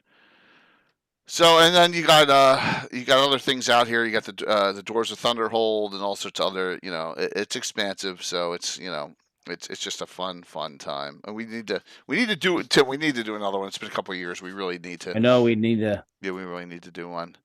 But I know you're on a roll with your Saturday morning group, so which you reverse dungeon, which is awesome too. So, well, the problem is you named the next one a Feast of Fiends, and that's like, well, that That's got to be a reverse dungeon. Well, absolutely, definitely. Yeah.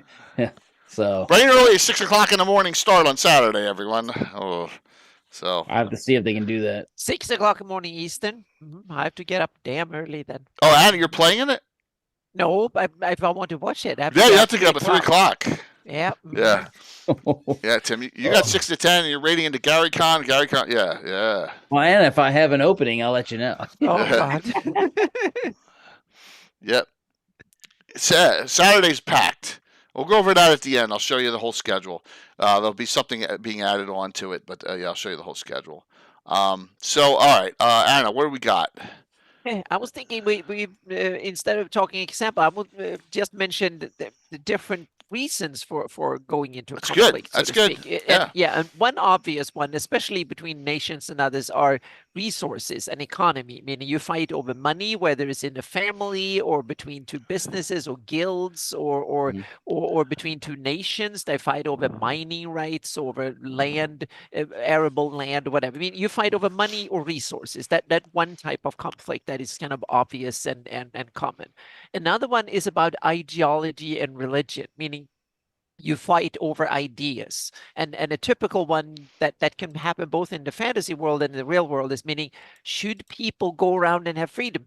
We talked about Tritherian, meaning personal liberty and freedom. That's one of the most explosive ideas that have been fought over for centuries, for millennia in the real world, still being fought over. I mean, half the world still contentious. You shouldn't think for yourself. That could be dynamite explosive in a fantasy world where you can bring in magic and stuff, and whether should you believe in this god or another god, so to speak. Is the king a just ruler or whatever? You can have ideas and propaganda and magic and twisty things. That's one dimension of conflict, so to speak. Another one is personal, meaning one king might not like another king. There is no reason. He just despises of that because they simply don't get along. Personal chemistry. That doesn't matter for the common people. But what if gods, kings, emperors, and others, when they don't like each other, you get to stuff. And then you have personal stuff. You have conflict between parents and kids, siblings, family, meaning that the whole, both the real world mythology and Greyhawk mythology is full of these kind of rivalries, Hextor, Heronius, and stuff that then turned into the obvious. One turned evil and one to good, etc. But that is more like they embrace that. That seems, sometimes it seems like an afterthought. They got angry at each other first, and then one became good and the other one evil. But so those are three types of reasons to go to conflict: that the resources, economy, ideology, ideas, beliefs, and the third one is simply personal opinion about each other and compatibility personally, and personal family history, blood feuds and stuff like that. So yeah. And as you were talking, what came to my mind was thinking of the Iliad. Yeah. Homer. I mean, yep. My wife's been kidnapped, or has she? And now there's a big giant fight between the sides that are like, exactly. You can come up with a lot of convoluted personal family conflicts that has nothing to do, really might not necessarily have to do with money or no one outside the family can understand why the heck are they fighting. No one gets it. But if you're in the family, it means everything. The same thing with ideology and beliefs. Outside, secular people say, why do these religions fight each other? But for the people inside the religion, it's life and death, whether it's us or them, so to speak. And I like to throw in too, you can have a certain type of sport that goes on in this big city you're in. And I've seen people who likes teams, they're ready to throw down and fight because they're talking smack about the other teams. I mean, you can see hooligans can be all around everywhere, and you can go really bad very fast. That's a good comment. Yeah, and you can have a religion that loves to have a feast and go out and get drunk and rebel rousing all night, and others hate it because it goes against everything. They're troublemakers. I'm trying to sleep so I can wake up and be productive in the morning. Yep. Yes, it does, Sam. Goes all the way back to Rome. Sports team fighting. Yeah. So those are ideas you can kind of keep and start spinning up and come up with ideas for conflicts in your games. And they could be based on either or a combination of the two, meaning a family get along very well until money runs out, and then all sorts of trouble happens and stuff, or until someone finds that forest in there has a lot of or the mountain that is borderline between the two kingdoms full of some magic rare mineral that is important or something or whatever. So yeah. I know my last note I wrote on my little piece of paper here. The mysterious conflict. Yeah. Where you don't know why things are happening. Yeah. So it's not super obvious. So it's you can feel the impacts of it, but you don't know why it is, and that can be the whole long story arc of. I would say that you can have time. The conflict had some idea 1,000 years ago, but we don't know why these pop up. The cults pop up and fight each other or something. Tim's good at that, because I'm like, when I'm playing, I'm like, what the hell is going on? Why the hell are we way out here? Remember that one adventure where we had to go out and get the supplies, and we're just like, we're wandering. I'm like, why are we doing this? Because we had no idea. So that can get frustrating to a player character, which is perfect. You talking about when you went out because the Schitt's Creek, right? Oh yeah, you were helping out at Schitt's Creek. Yeah, and Schittsford. Now you have Grin as the Baroness of Schittsford. Yeah, that's true. As Alan's character is the Baroness of Schittsford. Uh-oh.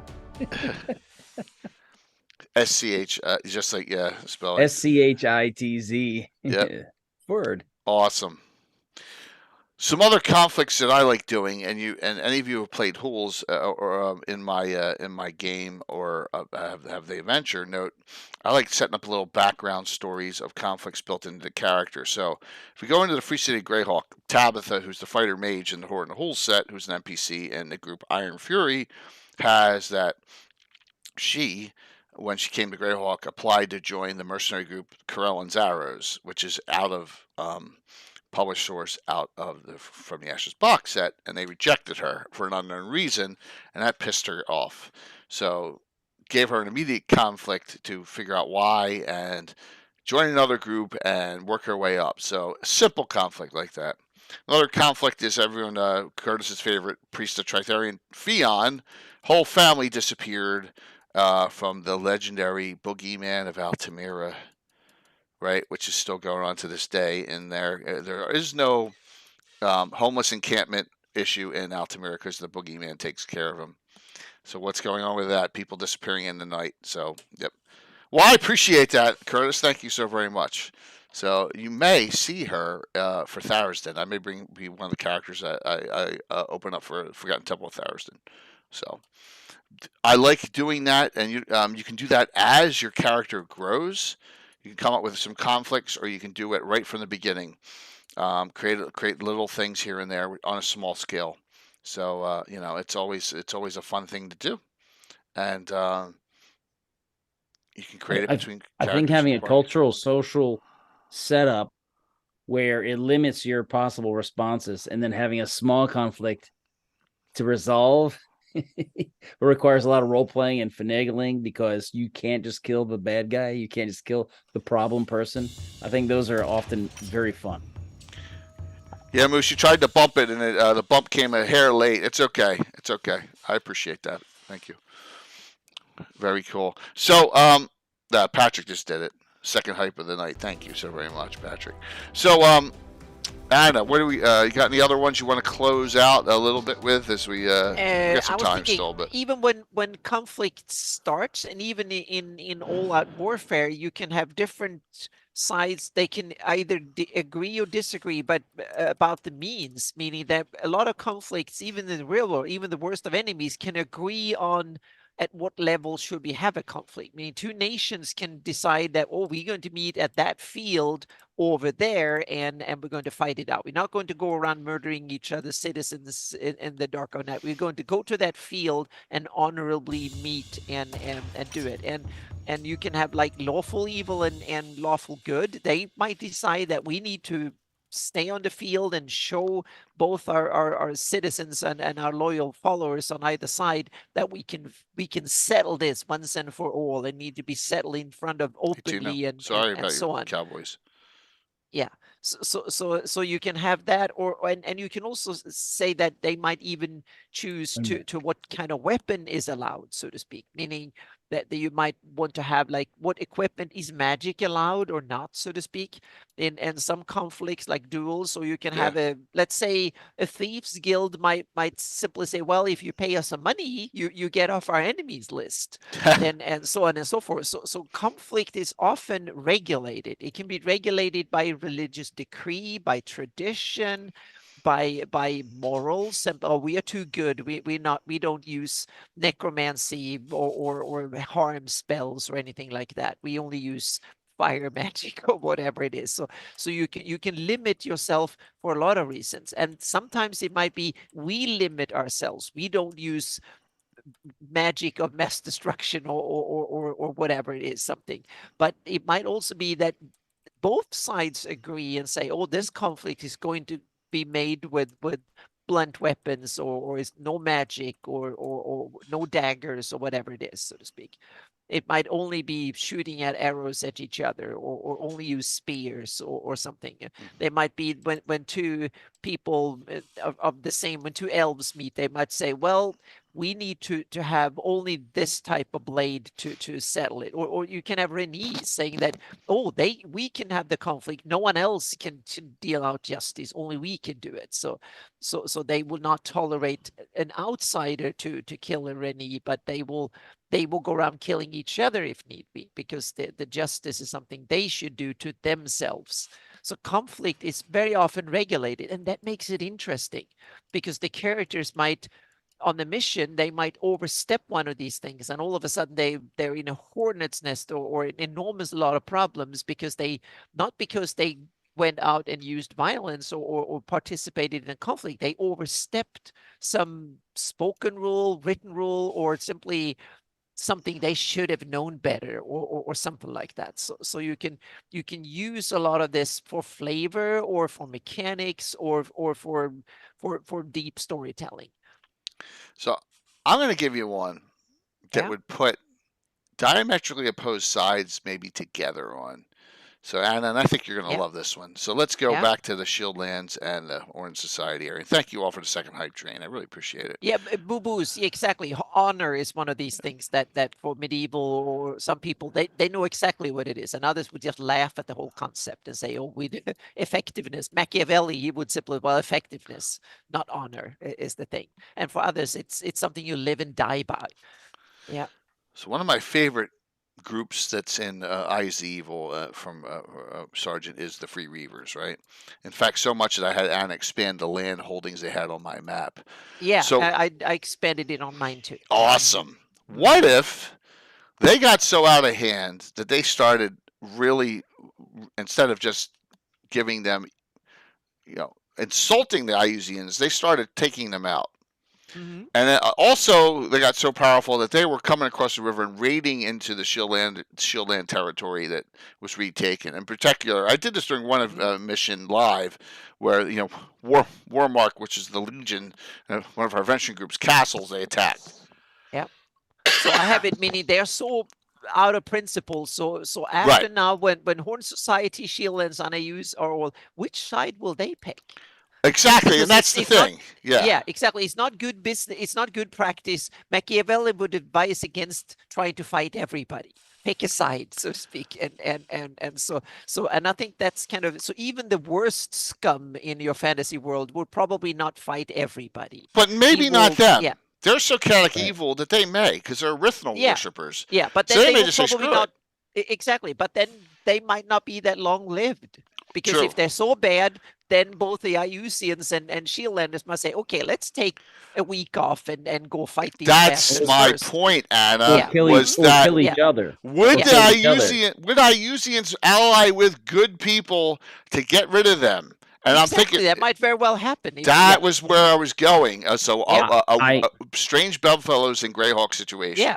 Mm-hmm. Iusians would use good people to fight their enemy. Yeah. They would never consider it allying. They would pretend they would use them to do it. Yep. I think the chaotic evil reavers and all that, they'll never survive long enough because they're Exactly. going to fight each other. They're going to not trust each other. They're so untrustworthy themselves. They judge everyone on the same level. So they're going to be, the leaders will never survive. They're going to be killed by somebody else. They will. Yeah, exactly. They will not last long. If you consider everybody your enemy, you will not live long. So yeah. Slobs. Look at Jason Momoa in Game of Thrones. He didn't last long. All I'll say is this, right in the article under Sharon Velvalinar, it says, Sergeant put in, some who live by the sword may die by the swords sooner than later, but Sharon will take out a lot many before that happens. And, so I think Car Sergeant is a good example of someone who really used conflict as the main thing. Absolutely. He introduced conflict everywhere. To some degree, I think he overdid it in some ways. I It agree. might have been too conflict oriented. It's in Warhammer all over the place, and he did a lot of Warhammer. Yeah, I agree. But I think the Free Reavers are a perfect example of a published source one throws a third cog into there where they're just against everyone, and they're they're bothering the good guys and the bad guys, and I really love the write up on them. Maybe they're not against everyone. Maybe they're just for themselves. Well, if you're chaotic evil, you're for yourself and against everyone. That's why I think Vestrine is not chaotic evil. Exactly. I think he's neutral evil or lawful evil. He's one of the two. It says neutral evil in the book, but he's not chaotic evil. Yeah, and Vestrine is much more subtle with his animosities and stuff like that. The Free Reavers go crazy and have short-tempered and go after whatever. Vestrine is much more taking the long game and much more subdued about it. He's smarter that way. He fights with his brain more than his stomach, so to speak, and his heart and absolutely. Yeah. Plus, he has his anti-paladin daughters. Yeah. Right, Tim? Would you like a muffin, Tim? No. Would you like a muffin? Because the muffin was part of the 3-part poison. They should give out muffins. Yeah. And Vestrine probably has a lot better family relations than the Free Reapers have. Yeah, absolutely. He knows when they were making an alliance. Tops. It would be a muffin top. Muffin top. The best part of the muffin. Oh, that's funny. Oh my gosh, that's awesome. All right, well, we wind things down here. So, Anna, why don't you give us a little closing synopsis, and then we'll go to Tim afterwards on that. So, well, I just want to say that hopefully this discussion has been productive and inspirational in kind of coming up with ideas for your own games, because conflict is, as I see it, the fuel and the thing that makes it's the driver of the story in a lot of sense. Without conflict, it gets boring and stale. You need conflict to stir things up, but you need long-term conflict, short-term conflict. You need local micro level conflict that is directly involving the characters, and you need macro level conflict that makes it interesting for flavor, for background and stuff like that you can draw on, so to speak. Excellent. I'll say this to Tim. Tim, am I the master of humorful or funny conflict? I'll give you Lisden. Right? Yeah, you do hit us with that a lot. Annoying conflict, right? That's it. So I like throwing that in there too. Yep. Jay has had the nemesis. It's more like the nemesis guy who, I don't know how many times I would have left playing your house fuming and furious that the bad guy got away. I mean, just. Yeah. Some people like to be a thorn in the side because it amuses them personally. Right? Or he sees himself or herself as superior to everyone else. And he can do it, right? Because I can. And that was the kind. But then again, some people deserve to be annoyed, certain players, right? So you got it. When Jay does it, it always feels like he's targeting you. Instead of being part of the landscape in conflict, it's always like, yes. Yes, which is good. But I've gotten away from it a little bit. Yeah. Kai, I think you're in already. We can check. So why don't Tim? Why don't you give us out a closing here?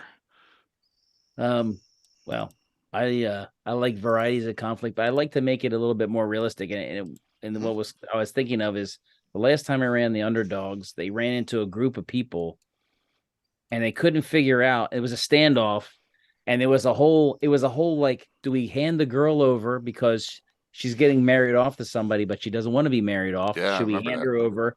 And they were outnumbered, and they couldn't understand, why don't these guys just attack us and just kill us all? And it was a big conundrum and conflict, and they were trying to bait the fight, like they wanted to fight because that was the only way. When the only tool is a hammer, everything looks like a nail, I guess. So they didn't want to fight because they didn't want to take unnecessary casualties for something stupid. So throwing that into your enemies or your villains or into the conflict, I think is a great idea to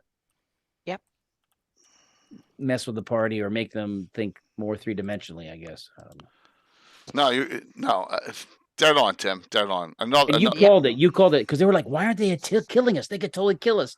And you said it exactly. You're like, they don't want to take the casualties. Yeah. Because they're freedom fighters. They don't want to like kill half their force. Right. Yeah, they could win, but they At really what cost? Yeah. No, absolutely, Yep. absolutely. Yeah. So some things I'll say, and this is a lot relating to Greyhawk. Don't ever throw away any characters. Don't ever throw away any ideas. Don't ever retire any adventuring groups. They could be retired as players, but they're doing something. They're not just sitting there in a room with four walls and nothing else. I mean, utilize them. That's how you build a campaign setting.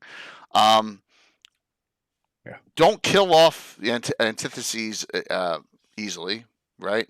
Small term ones and an adventure module is one thing, but some big names. Like I said, I'll go all the way back to when I was younger. Me killing off Larith the Beautiful right there was a wasted opportunity for me, and I learned from it, because what a cool character that would have been developed. And, I know you could bring him back and all, but, I don't know about that. We'll see. Wow, how that door blast open. What about his brother Gareth? Yes, no, we already have Gridley already. We already have the Gridley brother, right? So we're other PCs from previous campaigns. Yeah, exactly, Sam. That's the way to do it. And we have a lot of interactivity with ours. We rarely permanently retire characters. So the bride reluctant to marry is one of the parties. So you got a lot of to sanitarium. That's funny. Just note, curating conflicts can be fun and can be long term, whether it's on a macro scale with an organization or a personal or a family or just a little minor personal issue someone has with a situation. You can turn into something that is memorable. And that's what the stuff we're talking about, Tim and I tonight are talking about, are memories we have from 40 years ago.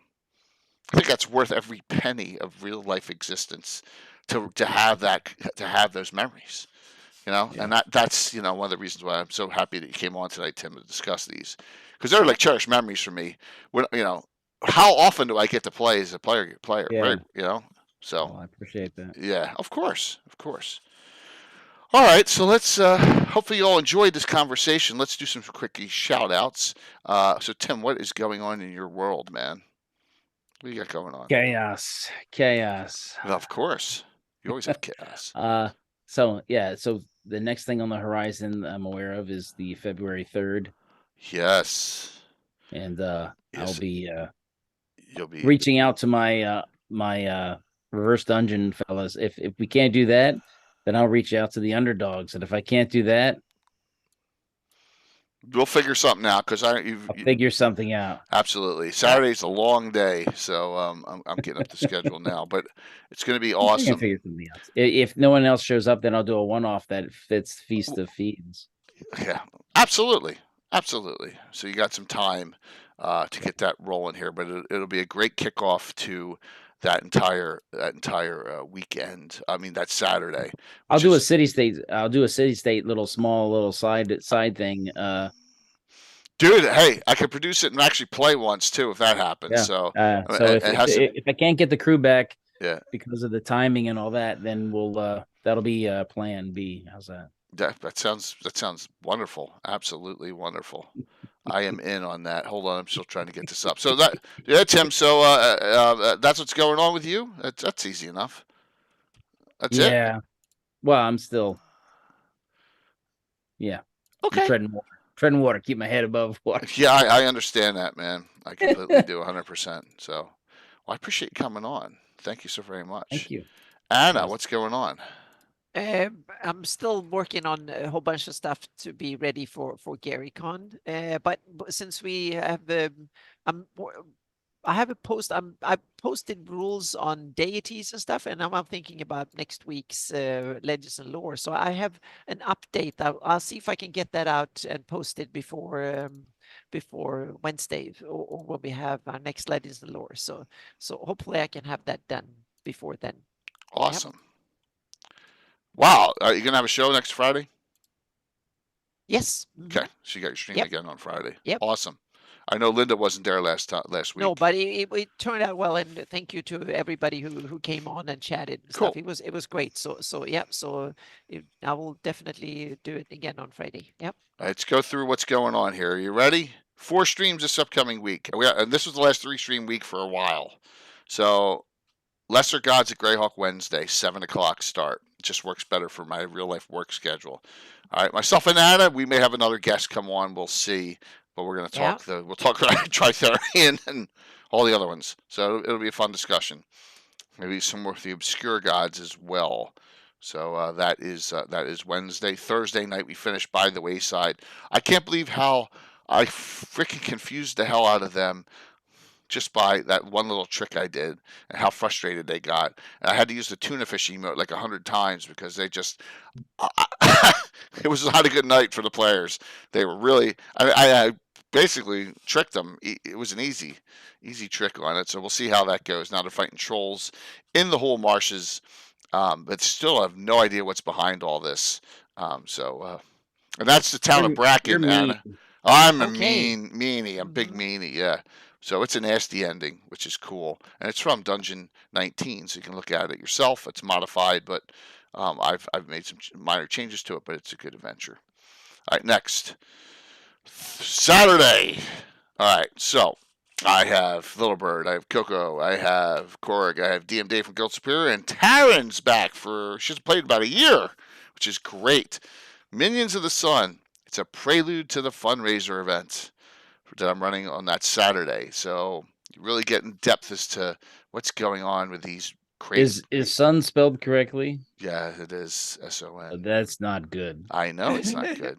I know. Bill will be we'll be bringing on Thursday for this Saturday a new figure, which I'm going to be using for this showing, let me just say. It's not going to be good. Yes, that's nuclear meat.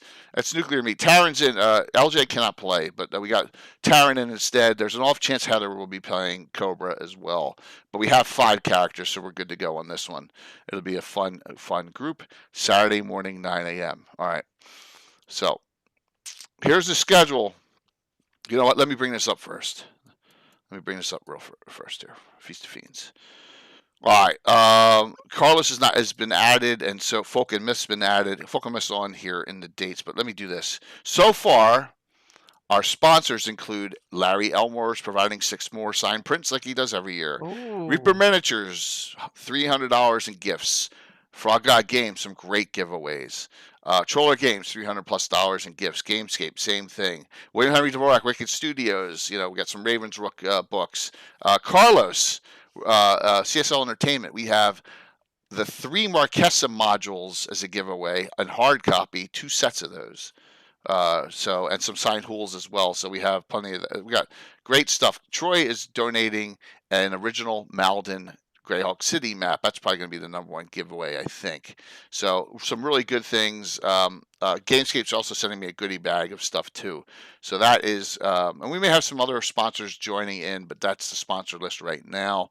All right. So Thursday night, Carlos is added in at 9. So it's kind of a bit of crossover. I'm fine with that. I'm going to run a high-level Demon Devil adventure, have it out, flesh it out, super high level Night of Yule characters just for fun, kicking off the event Thursday. I'll raid into Carlos. Carlos will go off at 9. He'll finish whenever. After midnight, that'll be Thursday. So that'll be with my players on Thursday night to kick things off on February 1st. February 2nd, Folk and Myths, first time playing. They start at 10. Troller Games, Stephen Chenault will be GMing. Thank you for the follow. We'll be GMing at 2. Blue Box, then we'll be DMing at 6. I have no Friday night. I have no Friday night stream going on from 10 on. Open. So let me know if you're interested. That's a great time. Blue Box will have 70, 80, 90, 100 people raiding in. So there's nothing set right now for Friday night. One of my holes I had with all the cancellations. Sunday. Well, I forgot. My main event Saturday is the following. Empire of the Sun, SON, Tim. Right? Ed Greenwood, Eric Mona, Darling, Little Bird, Steven Chenault, and Chuck Cumbo all playing in that. 6 o'clock. Yes. All playing characters. Ravel Antar, Venarium Ford, Flavius, that's who Darling's playing. Stephen Schultz playing as Dorf Angram. Chuck is playing Robert de Crayon, right? And yes, and the Little Bird's playing Lerja. So what a great group. Yes, isn't that awesome there, Courtney? Fire of the Sun. What could go wrong? Yeah. It's right outside Altamira. Getting into what's going on. A nice big conflict. All right. Sunday. It's the son of you know who, right? Yeah, I guess I'll find out. If you don't already know, you're going to find we out. know. Yeah. I know. Yeah. Oh, yeah. Thank you there, Garner. We've got some really great sponsors. Yeah, sure. Absolutely. I can do it with the same background, Garner. You can give me all the headshots you want. Yep, absolutely. I can get that to you. No problem. All right. So, Saturday, Tim starts off 6 a.m., hopefully. GaryCon Live. Garner, GaryCon Live with Legends of Adventurous actually playing in that game. That's huge. 10 a.m. Darling Creepshow with the Slav Squad playing, not me DMing, but they're playing, which is cool, in a 5e game on Darling's channel at 2. Then that main event at 6, and Imperial's Rejects is going to kick it up late night. Jimmy's back to streaming at 10, and he's already got his game set up. All right. I have one more opening. I have 10 a.m. on Sunday, if anyone wants in on that. So I got a little bit of a crossover. Stronghold D&D, first time doing it, will be on 2 p.m., Guild Superior at 3, and then the Gabbin wrap-up show will be 7 p.m. that night. There's the schedule. Oh, look, I got all these things down at the bottom. I forgot to erase on the Sunday, all the other logos, so I got to fix that. All right, that's what's going on. Let's do the giveaway. Is that enough? Who's the son? You'll have to watch. You'll have to watch who is the son. You're not gonna like it. It's gonna be bad. You're gonna have. That's part of the fun of Altamira. It's secret. Bill has this great new miniature coming. You'll get to see it on Saturday, 9 to 1 for that adventure. Yeah. Okay. Last call for the giveaway. So we're gonna do your choice of 2. Okay. Winner can get 2 from the pile. Sound good?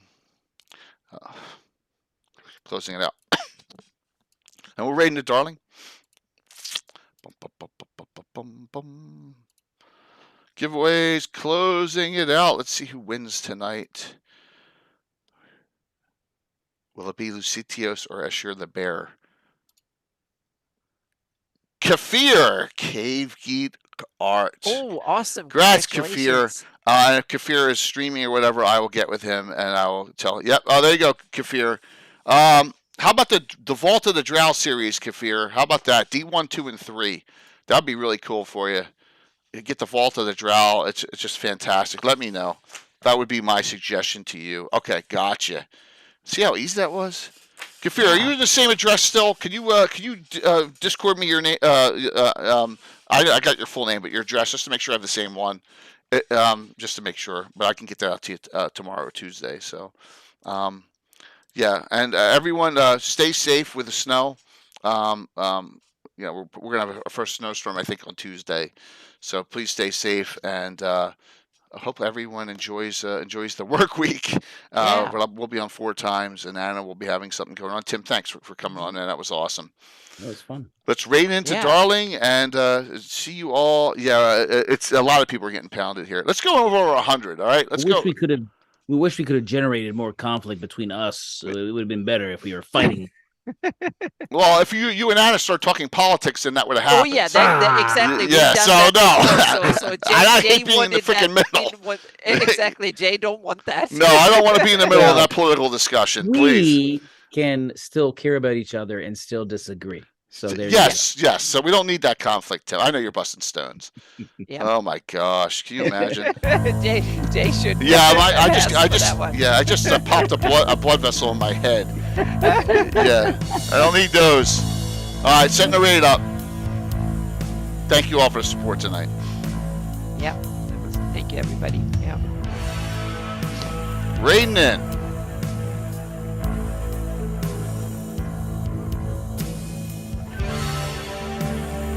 Boom, boom, boom. Boom. Love to get over 100. Oh, they're good. They're playing their game too. Look at that. 103, 106. Awesome. 108. 5, 4, 3, 2, 1. We'll see you all Wednesday night. Thank you. Nice. What are they playing? Cyberpunk. I like that. That was fun to watch. I watched that one of the streams a while ago. Oh, cool. Fun. I like the game. I stole Cyberpunk stuff to throw in the Shadowrun. Yeah, I know you're a big fan of Shadowrun. It was fun. Alrighty. That was awesome.